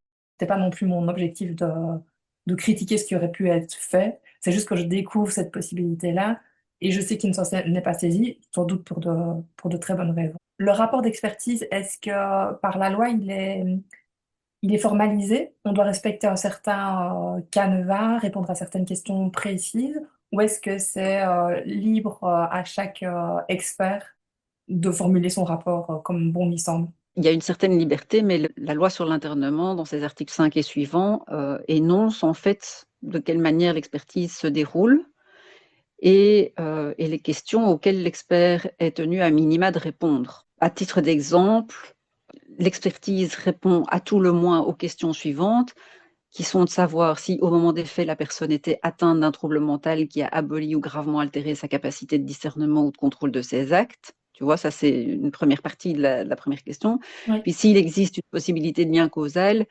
entre le trouble mental et les faits, et si, du fait du trouble mental, le cas échéant conjugué avec d'autres facteurs de risque, la personne risque de commettre de nouvelles infractions. Tu vois, donc il y a toute une série de questions auxquelles l'expert est tenu de répondre. Et le déroulement en soi de l'expertise, la manière dont l'expertise doit se dérouler, elle est formalisée dans la loi relative à l'internement. D'accord. Elle est Les questions- formalisée aussi en termes de durée d'échange. Enfin, un rendez-vous peut durer, enfin, à un Ah cadre. non, alors ça par contre, c'est à la libre appréciation de l'expert. Et heureusement, parce que s'il était tenu à régler son expertise dans un temps donné et que en face de lui, la personne est en difficulté de s'exprimer, que ça prend beaucoup de temps, qu'il faut reformuler, que ça serait juste pas possible en fait. Donc là, non, là, il y a quand même une certaine liberté par rapport à la manière dont lui va finalement concrètement diligenter son expertise. Si tu veux, la loi, elle fixe le cadre procédural qui entoure l'expertise, mais elle ne dit pas comment l'expert doit mener son entretien avec le patient. Tu vois, ça relève de son autonomie, quoi. Qui finance cette expertise? Et s'il y a demande de contre-expertise, voilà. Et comment sont financées ces expertises? Donc en fait, ce que tu dois savoir, c'est que quand il y a une expertise qui est réalisée, pour envisager une décision d'internement, c'est le juge qui la demande. Donc, ce n'est pas à la personne qui est expertisée de la financer. Si la personne expertisée n'est pas d'accord avec ce qui est dit dans l'expertise, elle peut demander à un psychiatre qu'elle consulte à titre personnel et que donc elle paye elle-même, de réaliser une expertise qui pourrait éventuellement démontrer que le contenu de la première expertise n'est pas juste. Tu vois? Ok. alors ce qu'on appelle un conseil technique ou un médecin de recours. C'est-à-dire que c'est pas quelqu'un que le tribunal a désigné, c'est pas neutre forcément, puisque c'est toi-même qui consultes un psychiatre. Et donc ça, c'est oui, c'est à tes frais. Maintenant, théoriquement, si tu bénéficies de l'aide juridique, ben, c'est pris en charge. Merci pour l'info. Quels sont les critères exacts qui permettent de décider d'un internement? Par rapport aux critères qui permettent de rendre une décision d'internement, il faut faire quelques minutes de droit et aller revoir l'article 9 de la loi relative à l'internement qui les énonce de manière très claire et qui dit les juridictions d'instruction et les juridictions de jugement peuvent ordonner l'internement d'une personne, un, qui a commis un crime ou un délit portant atteinte à ou menaçant l'intégrité physique ou psychique de tiers, et deux, qui au moment de la décision est atteinte d'un trouble mental qui abolit ou altère gravement sa capacité de discernement ou de contrôle de ses actes. Et, troisième critère toujours cumulatif, pour laquelle le danger existe qu'elle commette de nouveaux faits, tels que visés au primo, en raison de son trouble mental, et éventuellement combiné avec d'autres facteurs de risque. Donc tu vois, il y a, quand je te disais, l'internement est réservé aux infractions les plus graves et donc celles qui visent l'atteinte aux personnes. C'est bien ce que dit le premier critère que je viens de te lire. Hein, donc, c'est portant atteinte à ou menaçant l'intégrité physique ou psychique de tiers. Ça veut dire qu'a priori, la loi exclut les atteintes qui sont des atteintes purement au bien, avec le biais dont je t'ai parlé, qui dit que, ben, en fait, on pourrait glisser progressivement vers l'idée selon laquelle même une atteinte au bien, un cambriolage typiquement, pourrait finalement indirectement porter atteinte au psychisme de quelqu'un et donc pourrait rentrer dans les critères de la loi. Donc le deuxième critère, c'est qu'au moment de la décision, donc c'est vraiment le moment où le juge va statuer, cette personne est atteinte d'un trouble mental, avec toute la difficulté qu'on a déjà abordée concernant la définition du trouble mental, qui abolit ou altère gravement, tu vois la nuance, hein. Donc tu sens déjà ici toute la problématique de l'interprétation de choses qui sont éminemment subjectives et toutes les difficultés que ça peut amener. Donc qui abolit ou altère gravement sa capacité de discernement ou de contrôle de ses actes. Tu vois la difficulté de s'emparer, tu vois, quand le droit doit s'emparer de quelque chose qui est très humain, très subjectif et qui échappe à quelque chose de très métrique qu'on peut classer comme ça de manière très simple, ça devient vraiment compliqué. Et pour laquelle le danger existe qu'elle commette de nouveaux faits. Donc là, clairement, c'est le risque de récidive qui est visé, mais en raison de son trouble mental et éventuellement combiné avec d'autres facteurs de risque. Tu vois, donc c'est très large, hein. C'est extrêmement C'est large. Et puis, j'ai envie de rebondir sur le fait que que là, le trouble, il est avéré au moment de l'audience, qui peut se passer plusieurs mois après les faits. oui, oui, oui. Mais donc, effectivement, si au moment de rendre la décision, la personne est complètement stabilisée, soit qu'elle a connu un épisode délirant unique au moment des faits, soit que elle a pris un traitement et qui fait que à ce moment-là, elle est plus du tout dans les critères. Euh, Ça n'aurait aucun sens, évidemment, à ce moment-là, de prononcer une décision d'internement, tu vois. Ouais. Et dans les faits, ça arrive que des personnes ayant un traitement entre une expertise et une décision d'internement et qu'elles se stabilisent. Ben, tu sais, parfois dans la vie de quelqu'un, il y a un épisode délirant. Il y en a plus après et il y en a pas avant. Ça arrive. J'ai le souvenir comme ça d'une personne qui avait fait un épisode délirant dans le cadre d'un voyage dans un pays lointain, avait déstabilisé au point de voilà d'avoir une manifestation psychotique, mais sur un temps très court. À partir du moment où il y a une décision d'internement qui tombe, dans notre cas, bah, mon mari, il a été reconnu irresponsable pénalement pour ces fameux SMS en raison de l'existence d'une maladie. Donc, une décision d'internement a été prononcée. En revanche, aucune mesure n'a été mise en place pour assurer sa protection, celle de ses biens, ni de aucune des responsabilités qu'on a en commun, donc à savoir des enfants, le prêt d'une maison, pour lui, sa société. Voilà, donc qu'advient-il normalement des responsabilités personnelles et professionnelles d'une personne qui reçoit une décision d'internement? C'est une question que je trouve toujours délicate à expliquer aux personnes qui ont fait l'objet d'une mesure d'internement. Donc, ce qui est compliqué à expliquer, c'est que la personne a été déclarée irresponsable pénalement. Mais en revanche, c'est quand même elle qui va indemniser les parties civiles. Tu vois, donc civilement, on considère qu'elle reste responsable. Et c'est la situation telle qu'elle se présente. Alors sur le plan professionnel, là, je peux moins t'orienter parce que c'est inhérent à ton cas particulier. Ce que je peux dire, c'est que classiquement, quand une personne est internée et qu'il y a des questions de biens à gérer, soit une personne de la famille obtient ce qu'on appelle un mandat extrajudiciaire. Donc c'est une façon d'administrer les biens, mais sans passer par la voie judiciaire. Ou alors il y a, et c'est assez classique, c'est même extrêmement fréquent, une mise sous administration des biens. Donc on désigne un administrateur de biens qui lui gère la situation. À minima, l'assistante sociale de la prison peut en tout cas commencer à défricher le terrain, on va dire, et à mettre en œuvre ce qui doit être mis en œuvre. Et si une mise sous administration de biens s'impose, elle peut faire le nécessaire pour que ça se mette en œuvre. Mais j'imagine que pour ça, il faut qu'elle soit informée. Ils sont censés rencontrer les gens et faire un point de la situation avec eux, quand c'est possible, quand l'état de la personne le permet. Oui, la personne internée. Oui. Rien n'empêche la famille d'informer des difficultés de la situation. Alors, moi, je pense que j'ai informé dans tous les sens tout ce que je pouvais en faisant des traductions, etc. Je n'ai jamais eu de retour, en fait. Je ne sais même pas, en gros, si ça a été adressé à la bonne personne, si ça a été pris en considération, si mon courrier était compréhensible ou si ma traduction était trop mauvaise. Enfin, je ne sais pas. Aucun retour. Geneviève, quelles sont les conséquences immédiates d'une décision d'internement? Quand une décision d'internement a été prise, la Chambre de protection sociale décide ensuite soit d'un placement en institution, soit d'une libération à l'essai assortie de conditions. Donc en fait, s'il s'agit d'un placement, c'est soit un établissement de défense sociale, un centre de psychiatrie légale ou un hôpital psychiatrique. Les deux premières institutions sont fermées et la troisième est en principe ouverte. Si la personne à l'égard de qui la mesure d'internement a été prise, si elle se trouve en prison au moment de la décision, malheureusement, il devra attendre en prison qu'une place se libère dans le lieu qui lui a été attribué, quoi. Tu vois, donc s'il y a une libération à l'essai, il y a toujours des conditions à respecter, hein, c'est le principe même de la libération à l'essai. Donc à ce moment-là, la personne est suivie par un assistant de justice qui dépend des maisons de justice.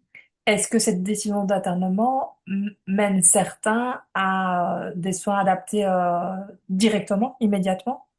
Ah oui, hein. D'abord, toutes les personnes qui ont fait l'objet d'une mesure d'internement ne sont pas détenues. Donc, parfois, elles sont toujours dans leur milieu familial et la Chambre de protection sociale peut tout à fait décider que la personne sera libérée à l'essai, qu'elle respectera des conditions qui sont.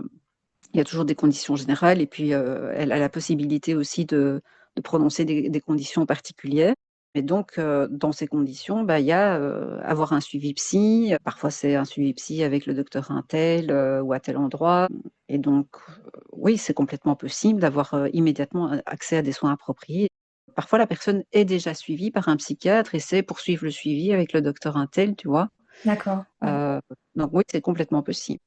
Et pour les personnes qui sont en prison et du coup qui restent en prison en attente d'une place, combien de temps ça peut durer tout ça? Là, c'est une autre paire de manches, hein. Là, clairement, l'attente peut être très longue. Les gens sont alors à l'annexe psychiatrique de la prison où ils sont censés recevoir des soins adaptés, mais c'est un secret de polichinelle que de dire que les soins, voilà, sont ce qu'ils sont en prison et que c'est rarement satisfaisant, faute de moyens humains et financiers, quoi. Les psychiatres sont complètement débordés et c'est très compliqué d'avoir, parce que tu vois, qu'est-ce qu'on entend par suivi adapté, hein, c'est pas seulement donner des pilules, c'est aussi techniquement, l'idéal, ce serait quand même d'avoir des entretiens avec les gens, de pouvoir vraiment faire un vrai suivi. Or ça, très concrètement, c'est mission impossible. Donc malheureusement, ça donne souvent lieu à des situations où les gens attendent très très longtemps dans les annexes psychiatriques, en état de décompensation plus ou moins modéré, avec toute la question difficile du consentement au traitement et de la compliance au traitement, tu vois. Toute la question du suivi de la prise de médication, voilà, c'est une question complexe, hein, la question des soins psy en prison.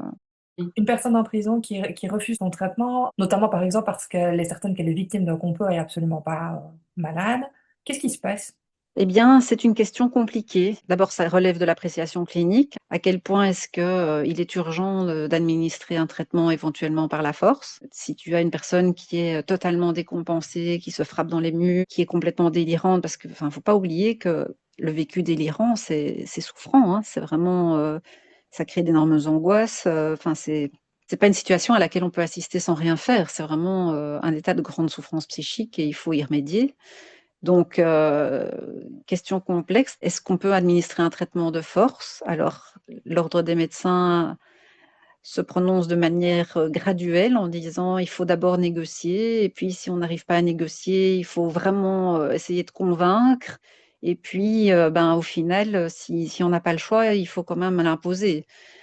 Mais donc, de nouveau, c'est une question d'appréciation qui est laissée au psychiatre. Et puis, la difficulté, c'est que ben, parfois, quand la situation est comme je te décris, inévitablement, on va vers un traitement même contraint. La personne va mieux, et puis parce qu'elle va mieux, elle est de nouveau en mesure de consentir ou de ne pas consentir. Et donc, là, on est obligé de tenir compte de son consentement ou pas. Et donc, après ce mieux, ben souvent, c'est le patient se dit maintenant je vais bien, j'ai plus besoin de traitement, refus de traitement, et on est reparti pour ce cercle infernal à répétition qui est vraiment destructeur parce que en fait, ça rend très très compliqué la réponse au traitement. Donc, plus il y a d'épisodes arrêt, reprise, plus c'est compliqué d'avoir une bonne réponse au traitement par la suite. Et puis, ben, ça fait pas du bien au cerveau des gens d'être dans ces situations-là, quoi, tu vois. Donc, c'est compliqué. On renvoie un peu à ce qu'on disait tout à l'heure à propos de la responsabilité civile et pénale. Tu vois, c'est je ne suis pas responsable pénalement parce qu'on estime que je suis dans un état mental qui ne me permet pas d'avoir le bon discernement, etc. Mais néanmoins, la question du consentement au traitement, bah, là, tout d'un coup, j'ai suffisamment de discernement pour consentir ou ne pas consentir. Enfin, on s'en sort assez mal avec cette question du consentement au traitement. Quelle est la durée légale d'un internement? Tu sais sans doute qu'il n'y a pas de durée, hein. Donc, on n'est pas dans le cadre d'une peine. Quand quelqu'un est condamné à 3 ans de détention, ben, c'est clair, il y a un terme. Ici, dans le cadre de l'internement, on n'est pas dans un système de peine, on est dans le cadre d'une mesure de sûreté. Et donc, il n'y a pas de date de fin. Ce qui est très compliqué en termes de projection dans le futur, tu vois, parce que comment peut-on se projeter quand on ne sait pas quand on va être libéré définitivement? C'est la particularité de l'internement, entre autres. Et c'est aussi compliqué à gérer, j'ai envie de dire, pour la personne qui, dans notre cas, se retrouve en prison, que pour les personnes qui, à l'extérieur, attendent des solutions et une évolution. Pour nous aussi, les perspectives sont assez... Et attention quand même que, d'accord, il n'y a pas de terme, ça ne veut pas dire que la personne reste enfermée pendant ce temps-là, hein. Donc, des tas de choses que la Chambre de protection sociale peut faire pour... on a parlé de la libération à l'essai tout à l'heure. Typiquement, ça permet à la personne, éventuellement, d'être dans son milieu familial moyennant le respect des conditions. Donc, c'est pas un enfermement pour lequel il n'y a pas de date de fin. C'est une mesure pour laquelle il n'y a pas de date de fin. Justement, du coup, quelles sont les options de cette chambre de protection sociale? Et quand on est en prison, combien de temps on peut s'attendre à y rester avant d'avoir accès à une autre option que peut proposer cette chambre de protection sociale? Quand on attend en prison, c'est qu'on attend un placement, hein. Et donc là, ça dépend des listes d'attente, en fait, du lieu de placement vers lequel la Chambre de protection sociale a envoyé la personne. Là, je peux pas être plus précise que ça. Tu as quand même des ordres de grandeur du temps d'attente sur les listes Bah, d'attente. écoute, il y a des listes d'attente dans certains endroits où on est quand même à 4 ans. Ça peut être assez désespérant. Maintenant, je rappelle que la loi sur l'internement, elle est assez souple et donc elle permet des choses. Et donc, quand quelqu'un attend un placement et que ça traîne, il y a quand même des choses qu'on peut mettre en place, notamment avec l'aide des équipes mobiles qui sont, je trouve, hyper efficaces et d'une grande aide quand on est dans des situations et même dans des situations complexes. On peut à un moment interpeller la Chambre de protection sociale en disant voilà, on a une place à tel endroit, monsieur pourrait faire l'objet d'un suivi. Est-ce qu'on peut faire le nécessaire pour que ça se passe? Ça permet quand même de débloquer des situations. Quand tu dis on peut, il s'agit de la personne concernée, La de son personne ou son avocat. avocat. Ouais. Enfin, non, c'est son avocat, oui. Donc voilà encore une mission primordiale de l'avocat. Ben oui, et Honnêtement, le dialogue est assez fluide avec la Chambre de protection sociale, en tout cas à Bruxelles. La loi permet notamment la modification des conditions, etc., sur simple demande, donc c'est assez facile de le faire. Il faut juste le faire. Oui, ça semble tellement, tellement simple. Est-ce que les chambres de protection sociale, elles disposent de données en temps réel sur les disponibilités dans les lieux de placement? Non, non, malheureusement, c'est pas le cas. Ce qui me perturbe et me réjouit en même temps, c'est cette possibilité que vous avez de discuter avec la Chambre de protection sociale à Bruxelles, chose que moi, j'ai pas du tout perçue. Enfin, alors peut-être qu'on n'y ait pas bien pris, enfin, je ne sais pas. En tout cas, j'ai pas perçu cette possibilité d'échange. Et donc, sachant qu'ils prennent des décisions sans savoir combien de temps les personnes vont rester sur liste d'attente, je me demandais si ce serait pas un outil super important pour prendre des décisions plus judicieuses et les adapter au fur et à mesure pour que les personnes passent le plus rapidement possible quand même vers des soins. Il faut quand même que la Chambre de protection sociale ait des garanties minimum suffisantes pour pouvoir envoyer les personnes ailleurs que dans un lieu de placement. Alors, pour être un lieu de placement, il faut être inscrit sur une liste spécifique, il faut avoir répondu à certains critères. Alors oui, la loi détermine quels sont les lieux de placement en Belgique. Je ne peux parler que pour le sud du pays. Mais donc, il y a 3 catégories en fait de lieux de placement. Il y a les sections de défense sociale ou les établissements de défense sociale. Donc, chez nous, au sud du pays, c'est PEV et alors les sections de défense sociale de Arren et Namur. On n'a pas dans le sud du pays de centre de psychiatrie légale. Oui, pour le Ça moment. devrait venir à Mm. Wavre, mais donc pour l'instant, les 2 seuls centres de psychiatrie légale dont on dispose sont à Gand et à Anvers. Et puis, il y a des établissements, enfin, les Marronniers, tu vois, c'est un hôpital psychiatrique sécurisé et avec son pendant féminin à Mons. Mm. Mais donc voilà, ça, ce sont les lieux de placement. Il faut faire attention que les annexes psychiatriques, ce ne sont pas des lieux de placement, tu vois. Absolument. Et les sections de défense sociale, bah, ça reste de la prison en gros. C'est pas très très différent des annexes psychiatriques, concrètement. Oui, en tout cas, c'est pas du tout ce que je souhaite pour la suite du parcours de mon mari, quoi. Pour moi, ça me semble indispensable que les chambres de protection sociale et même ces lieux de placement, il y ait des infos qui circulent entre les deux, au fait. Et que quand une décision est prise, on sache plus ou moins à quoi s'en tenir. La chambre de protection sociale, même si elle n'a pas des listes de disponibilité dans les lieux de placement, elle sait hein, que c'est des listes d'attente interminables, tous les avocats leur Ouais, disent. Hein. ouais, ils savent. Ils savent, hein. C'est désespérant. Quels sont les droits fondamentaux des personnes qui sont internées? Ben, ils sont les mêmes que pour tout un chacun. L'internement n'a pas vocation à limiter les droits fondamentaux des personnes. J'ai envie de dire au contraire, il faut y être d'autant plus vigilant à ce que ces droits fondamentaux soient respectés. Hein. Ils sont classiquement le droit à la vie, le droit au procès équitable, etc. Et donc, il n'y a pas de... C'est exactement les mêmes droits fondamentaux que pour toi et moi. Dans les faits, les chiffres officiels au 1er novembre 2025, c'était 1076 personnes qui étaient internées dans les prisons belges. Depuis que je m'intéresse personnellement à ce sujet, ce chiffre n'arrête pas d'augmenter. Donc chaque mois, il y a plus en plus de personnes qui sont internées et malheureusement en prison. En prison, d'après ce que moi j'ai compris et tu vas me dire, c'est que autant l'annexe psychiatrique et même les sections de défense sociale, qui sont prévues comme des lieux possibles par la loi, ne respectent pour autant pas les critères et donc ont déjà été condamnés par la Cour européenne des droits de l'homme. L'État belge a été condamné plusieurs fois par rapport à différentes questions qui touchent à l'internement et au problème des soins en détention. En prison, c'est quoi la différence entre une annexe psychiatrique et une annexe de défense sociale? Donc ça renvoie un peu à ce qu'on a dit juste avant. Hein. Donc malheureusement, il n'y a pas vraiment de différence concrètement. C'est-à-dire que la section de défense sociale, qui est potentiellement un lieu de placement, le soin devrait être un peu plus central que dans une annexe psychiatrique et on devrait vraiment être là déjà dans une vraie prise en charge et dans une vraie dynamique de soins. Et concrètement, bah, c'est pas très différent d'une annexe psychiatrique de la prison. Est-ce que les personnes internées, elles bénéficient d'un traitement spécifique ou est-ce qu'elles sont détenues au même titre que n'importe quelle personne qui est détenue en prison? Quand tu parles de traitement spécifique, tu veux dire de régime disciplinaire, etc. Oui, notamment. Il n'y a pas de disposition spécifique pour les personnes internées, donc elles sont soumises à la loi relative au statut juridique des détenus. Alors, elles font l'objet de sanctions disciplinaires au même titre que des personnes condamnées. D'ailleurs, on a eu l'occasion d'aborder cette question quand j'ai interviewé Marie Orlin et Sarah Grandfils.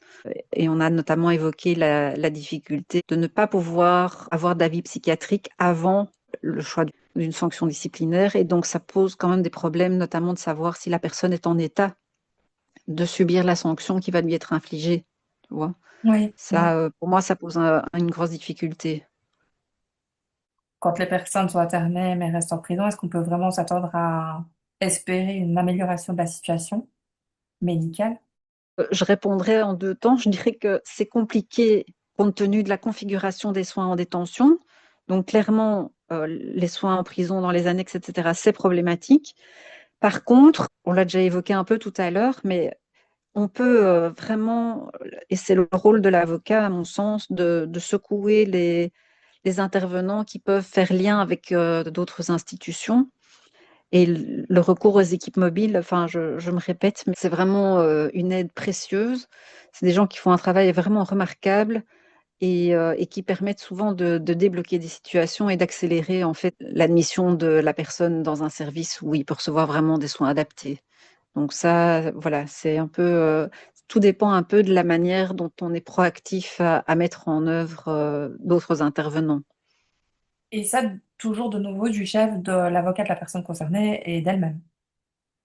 Oui, Les recours existants, à partir du moment où une personne est internée mais qu'elle ne bénéficiait pas des soins dont elle a besoin, il y a des recours possibles à la Cour européenne, c'est ça? oui, oui, ça, c'est tout à fait possible. C'est à l'avocat d'examiner s'il est dans les conditions pour l'introduire, mais effectivement, il y en a déjà eu plein, plein. La question des soins de santé mentale dans le contexte de l'internement a déjà fait l'objet de beaucoup d'arrêts de la Cour européenne des droits de l'homme. Et ça, concrètement, pour une personne, ça amène vraiment une avancée, ça amène des choses concrètes positives. Pour la personne directement, pas vraiment, parce que d'abord, les délais de traitement des plaintes devant la Cour européenne sont très longs. C'est plutôt un recours pour la beauté du geste, on va dire. Enfin, entendons-nous, je ne veux pas être mal comprise, mais clairement, ça impacte rarement de manière concrète la personne au nom de laquelle la plainte a été introduite, le recours plutôt. Mais c'est important quand même de le faire. Donc, c'est important de le faire pour l'évolution globale, en fait, pour que les choses Voilà, changent. voilà. Oui, oui, parce qu'il n'y a quand même pas de quoi être fier quand un État est condamné par la Cour européenne. À quelle fréquence l'internement est-il réévalué par la Chambre de protection sociale? Quand il s'agit d'une personne qui a été libérée à l'essai, c'est 3 ans. Et de nouveau, la procédure est souple, donc la Chambre de protection sociale peut décider de délais plus courts. Elle le fait, en tout cas à Bruxelles. Mais l'avocat peut aussi interpeller la CPS s'il l'estime nécessaire. C'est 1 an quand c'est un placement. La personne concernée et son avocat peuvent demander une libération à l'essai. Alors, bien sûr, on peut solliciter une libération à l'essai et on va peut-être en profiter pour la redéfinir. Donc, la loi est claire. Donc, la libération à l'essai, c'est une modalité d'exécution de la décision d'internement par laquelle la personne subit cette mesure de sûreté qu'est l'internement, imposée dans le cadre d'un trajet de soins résidentiel ou ambulatoire. Donc j'insiste bien, on n'est pas forcément enfermé quelque part. Ça peut se pratiquer de manière ambulatoire. Et donc la clé de voûte de la libération à l'essai, c'est moyennant le respect des conditions qui lui sont imposées pendant le délai d'épreuve. La libération à l'essai, elle est sollicitée par la direction du lieu où la personne est placée, ou par le directeur de la prison, ou par la personne internée elle-même et son avocat. Et donc, ce sont ces personnes-là, en fait, qui sont susceptibles de solliciter cette mesure. C'est quel type de conditions qui sont imposées? En ce qui concerne les conditions, ben, il y a des conditions générales qui sont toujours les mêmes, donc c'est ne pas commettre d'infraction, avoir une résidence fixe et en cas de changement d'adresse, communiquer sans délai l'adresse de sa nouvelle résidence, donner suite aux convocations, ça c'est vraiment une condition hyper classique. Et alors, il y a une condition particulière lorsqu'il y a une mise en liberté provisoire en vue de l'éloignement du territoire. Et ça, ce sont les conditions générales. Et puis, la Chambre de protection sociale a la possibilité d'imposer des conditions particulières. Et alors, ce qui est intéressant, c'est que, de nouveau, pour te dire à quel point la loi permet une certaine souplesse, donc ce sont des modalités qui peuvent être octroyées à tout moment. Tu vois, donc il n'y a pas de contrainte de temps. Tu vois, il y a la libération à l'essai, puis la surveillance électronique, la détention limitée. Elles peuvent être accordées, alors on va revenir à la loi, à la personne internée qui satisfait aux conditions suivantes. Donc il n'existe pas dans le chef de la personne internée de contre-indication auquel la fixation de conditions particulières ne puisse répondre. Tu vois, donc elle va énoncer toute une série de risques, mais les conditions sont là pour permettre néanmoins la libération à l'essai. Donc il y a les risques que la personne commette de nouvelles infractions, l'absence de perspective de réinsertion, le risque d'importuner les victimes, etc., etc. Et donc les conditions sont là pour offrir des garanties suffisantes qui laissent penser que la personne peut bénéficier de cette modalité d'exécution. C'est un dossier qui se prépare, c'est une simple demande. Qui prépare le dossier, c'est les mêmes intervenants que ceux que j'ai cités juste avant. Donc D'accord. la direction du lieu, etc., etc. Ok, donc il faut s'y prendre quand même à l'avance. Enfin, c'est quand même quelque chose qui demande une préparation. Oui, oui, c'est plus que ça, hein. La loi, je ne vais pas rentrer dans les détails, Ouais. mais donc il faut un rapport, etc. Donc oui, effectivement, on ne s'y prend pas en dernière minute. Néanmoins, il arrive parfois que concrètement, on n'ait pas les infos en question. Et donc, il y a quand même des articles de la loi qui permettent que la Chambre de protection sociale se réunisse néanmoins. Et donc, quand est-ce qu'on peut arriver à une libération définitive? La libération définitive, elle est réglée par l'article 66 de la loi relative à l'internement, qui dit que la libération définitive peut être octroyée à une personne internée à l'expiration du délai d'épreuve prévu. Donc ça, c'est typiquement le délai de 3 ans de la libération à l'essai, éventuellement prolongé. Ce sont deux conditions cumulatives, hein. Donc c'est à la fin du délai d'épreuve prévu et à la condition que le trouble mental soit suffisamment stabilisé pour qu'il n'ait raisonnablement plus à craindre qu'à cause de son trouble mental, et c'est là que vient la difficulté, à cause de son trouble mental ou non, en conjonction éventuellement avec d'autres facteurs de risque, la personne internée commette à nouveau des infractions. Voilà, donc ça, c'est de nouveau la question de l'interprétation des textes de loi. Le premier critère est extrêmement concret et pratico-pratique, donc c'est à l'expiration du délai d'épreuve, ça pose pas vraiment de difficulté. Mais alors, et à la condition que le trouble mental soit suffisamment stabilisé. Alors, c'est ta question précisément, mais la loi n'y répond pas. Qu'est-ce que c'est qu'un trouble mental suffisamment stabilisé? Tu vois, suffisamment stabilisé pour qu'il n'y ait pas à craindre qu'à cause de son trouble mental, il y ait un phénomène de récidive, mais c'est à cause de son trouble mental ou non, en conjonction avec d'autres éléments. Donc, les critères d'appréciation sont extrêmement larges parce que le trouble mental n'est pas pris isolément. Déjà, le trouble mental stabilisé, c'est extrêmement difficile à déterminer, mais en conjonction avec d'autres facteurs de risque, ça complique terriblement la situation et ça ouvre, en fait, à mon sens, la porte à des interprétations très larges qui font dire que pour être vraiment... Enfin, tu vois, on est dans une culture du risque, hein, dans une société où on ne veut pas prendre de risques. Et donc, on prend toutes les précautions possibles pour garantir qu'il n'y aura pas de récidive, mais qui peut garantir? Tu vois, c'est toujours extrêmement subjectif et c'est toujours extrêmement difficile à déterminer. C'est parfois difficile à prendre, mais je pense que on n'aura jamais des critères clairs et précis où on se dira, ben voilà, monsieur coche toutes les cases, il peut sortir. Tu vois, dès qu'on touche à la maladie mentale, c'est pas du tout aussi clair que ça. Et donc voilà, la formulation du texte, à mon sens, pourrait être améliorée. Mais on ne sortira jamais complètement de ces problèmes d'interprétation et d'appréciation. Et tu peux soumettre une même personne à 3 chambres de protection sociale différentes, bah, il y aura des avis différents nécessairement. Donc voilà, c'est aussi, je pense, une des raisons pour lesquelles la libération définitive n'est pas toujours facile à obtenir. Est-ce qu'elle nécessite le positionnement d'un expert à nouveau ou pas? C'est qui décide effectivement si c'est stabilisé ou pas, ou suffisamment stabilisé? Est-ce que c'est un avis Alors, médical ou pas du tout? c'est une conjonction de facteurs, c'est-à-dire que si la personne est libérée à l'essai, elle fait nécessairement l'objet d'un suivi psy, elle est accompagnée par un assistant de justice, et donc en fonction de ce que ces personnes qui l'accompagnent vont dire de sa situation, ben c'est ce qui va permettre à la Chambre de protection sociale de prendre une décision. Si les conditions ne sont pas respectées dans le cadre d'une libération à l'essai, qu'est-ce qui peut se passer? La loi prévoit la possibilité de révoquer la libération à l'essai, de la suspendre ou de la revoir. La revoir, ça veut dire revoir les conditions, éventuellement les durcir un petit peu en fonction de la situation de la personne.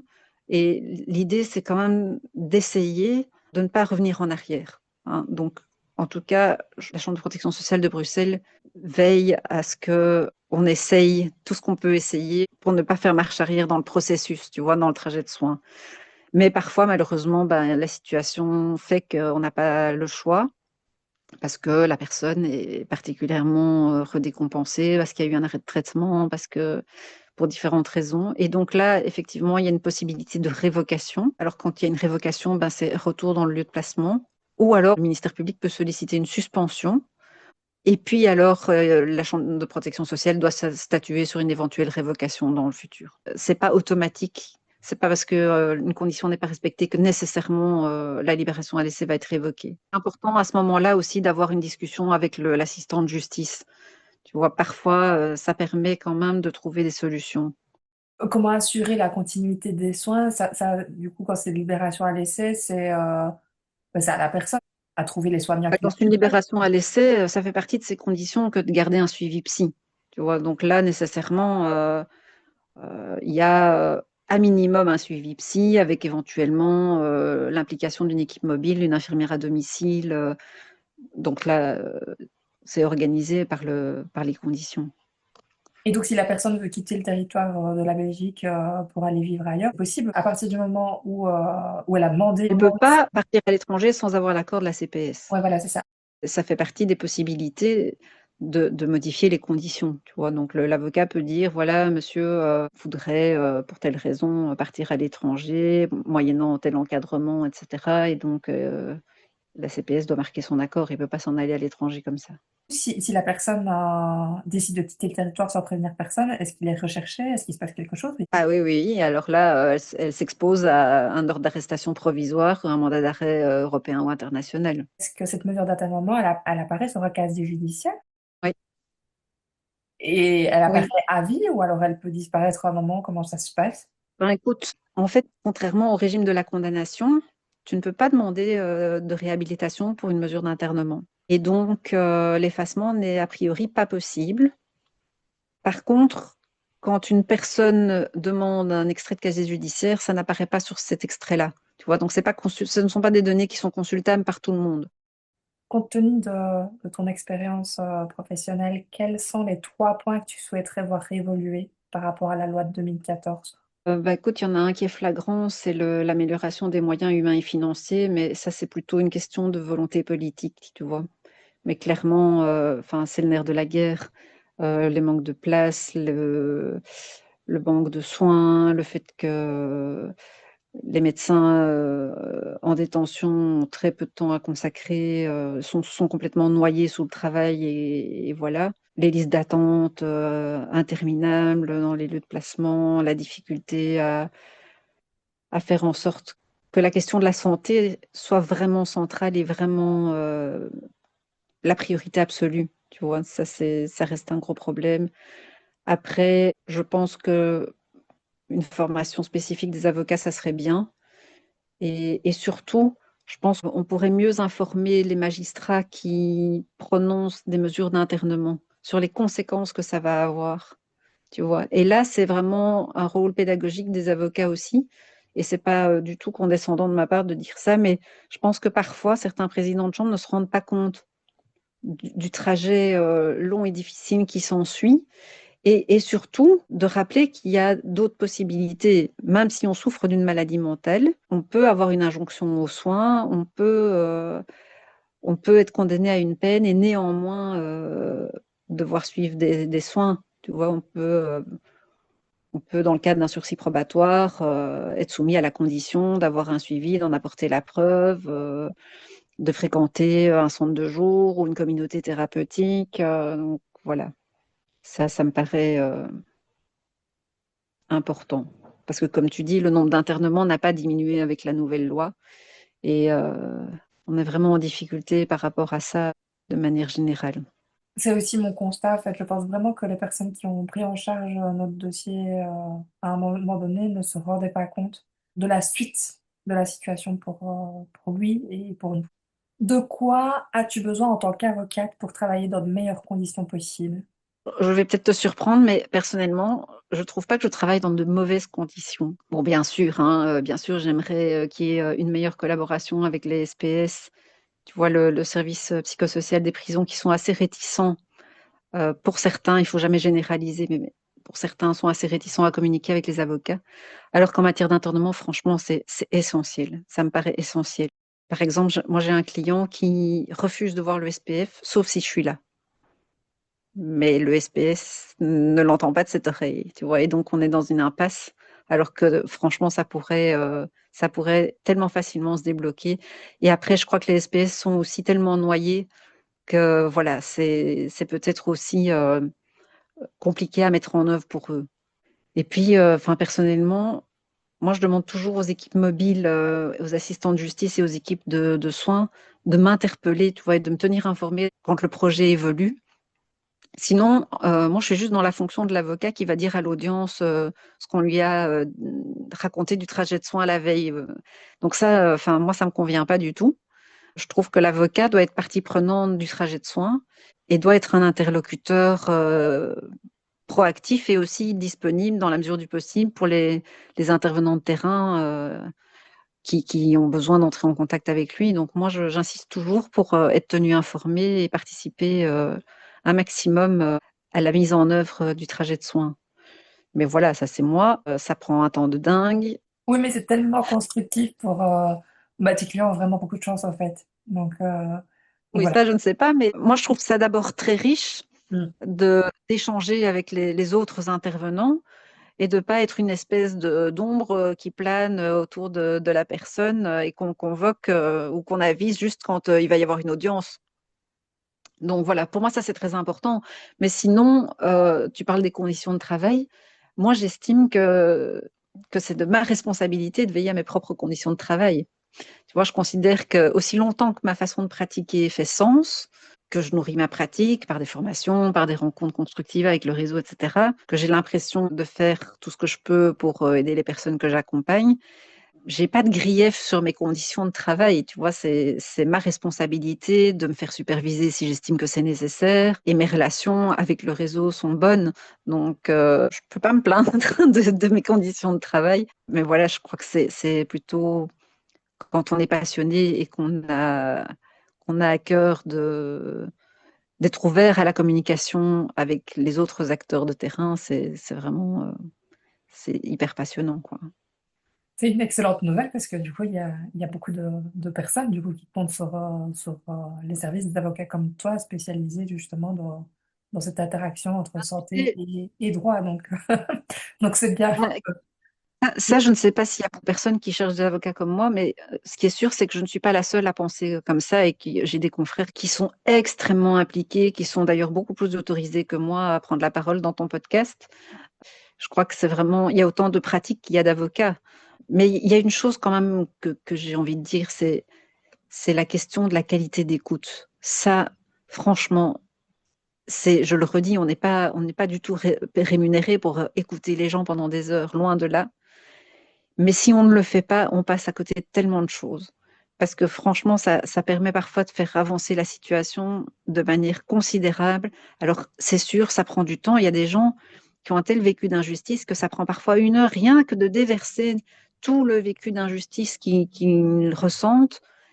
Mais c'est par là que passe aussi l'instauration d'un climat de confiance dont on a déjà parlé, mais vraiment, c'est pour moi essentiel.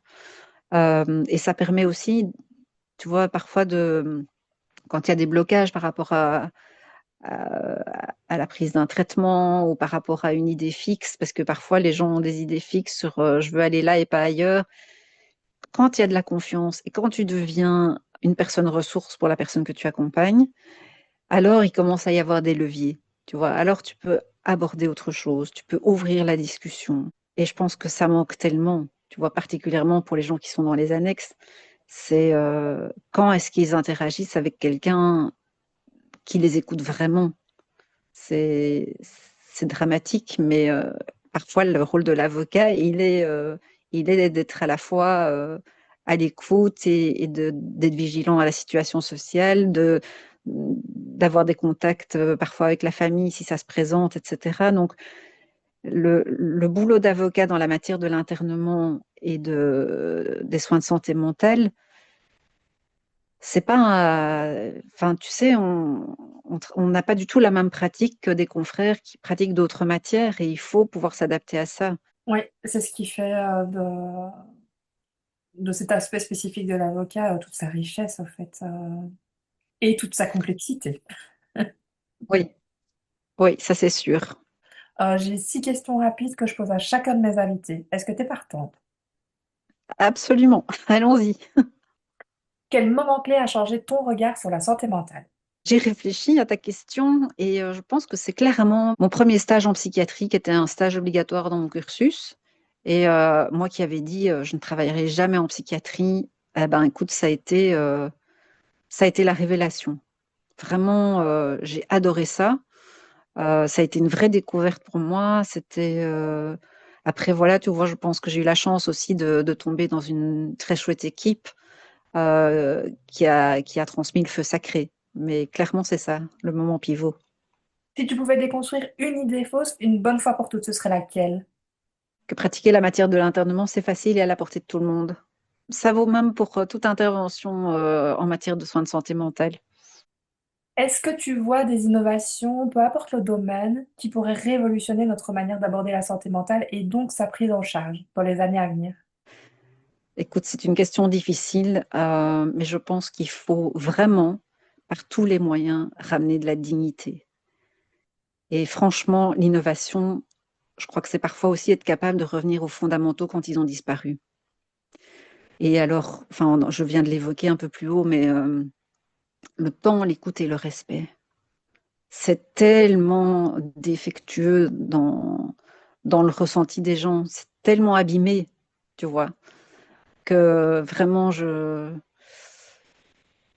suis très favorable à l'innovation et au changement, mais malheureusement, progrès et innovation, ça va pas toujours de pair, tu vois. Et vraiment, la dignité, je sais que voilà, le mot peut être parfois galvaudé, mais c'est ce dont les gens ont tellement besoin. Et ça passe vraiment par leur consacrer du temps de qualité. Et écouter, c'est écouter vraiment, tu vois. C'est pas écouter en regardant son téléphone, c'est pas écouter en se disant j'ai un truc à faire après. C'est vraiment être présent dans l'échange.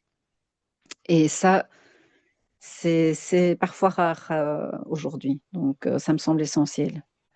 Y a-t-il un livre, un film, une œuvre, une rencontre qui t'a profondément marqué sur le sujet de la santé mentale ou des troubles mentaux?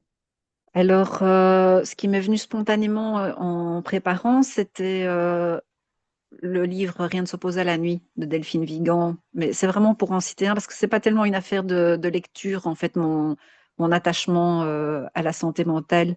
C'est vraiment, ce qui a été marquant, c'est vraiment ce stage dont je t'ai parlé, qui a vraiment bouleversé complètement ma perception de la maladie mentale.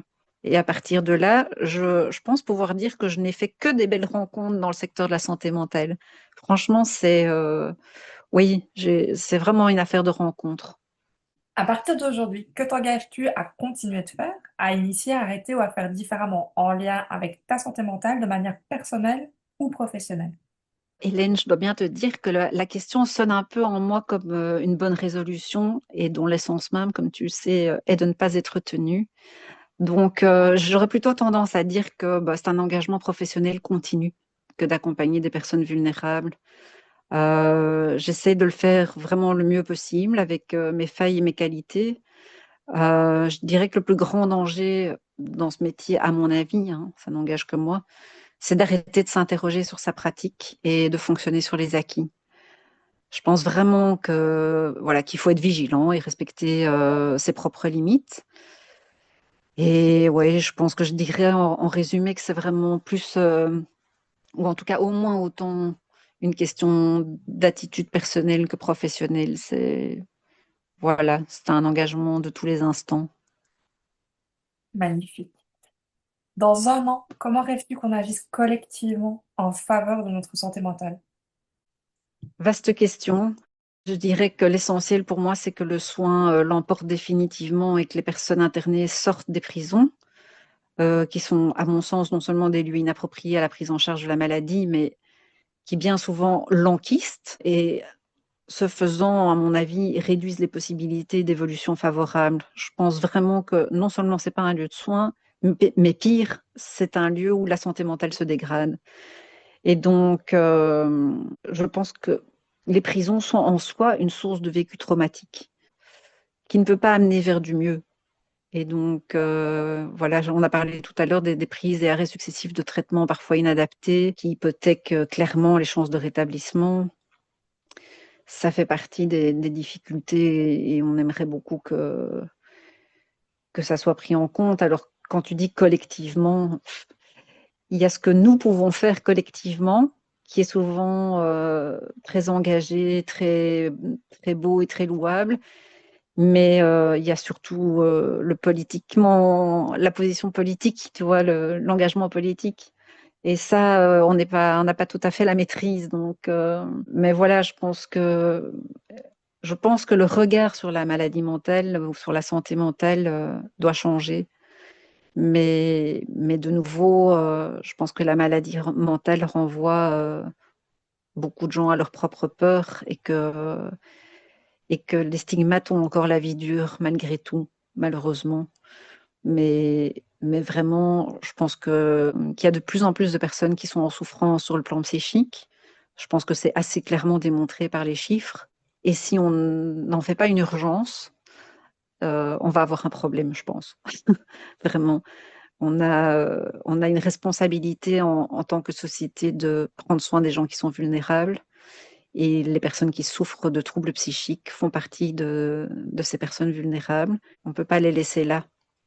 C'est un très mauvais calcul que de ne pas investir dans la santé mentale aujourd'hui, mais de manière concertée avec le terrain, vraiment.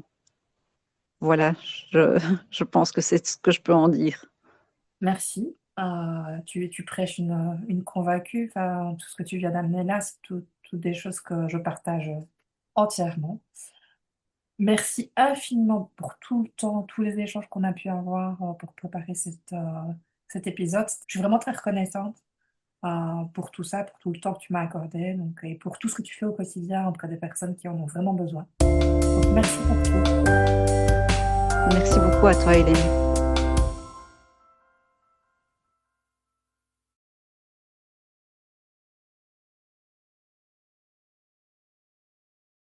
Si vous avez aimé cet épisode, partagez-le et abonnez-vous. Si vous avez des questions spécifiques au sujet des soins sous contrainte ou de l'internement, n'hésitez pas à prendre contact, vous trouverez mes coordonnées dans le descriptif. Dans 15 jours, j'aurai le plaisir de m'entretenir avec Fabien Nombré, dont le métier lui permet d'entrer chez les gens quand tout va mal. Fabien nous touche par les récits humains de ses rencontres au cœur de situations difficiles. Ces textes viennent ébranler notre humanité et nous invitent à une réflexion profonde sur nos relations sociales, sur les troubles de santé mentale, sur l'exclusion et sur ce qui nous relie malgré les difficultés. À très vite et d'ici là, prenez soin de vous et des vôtres.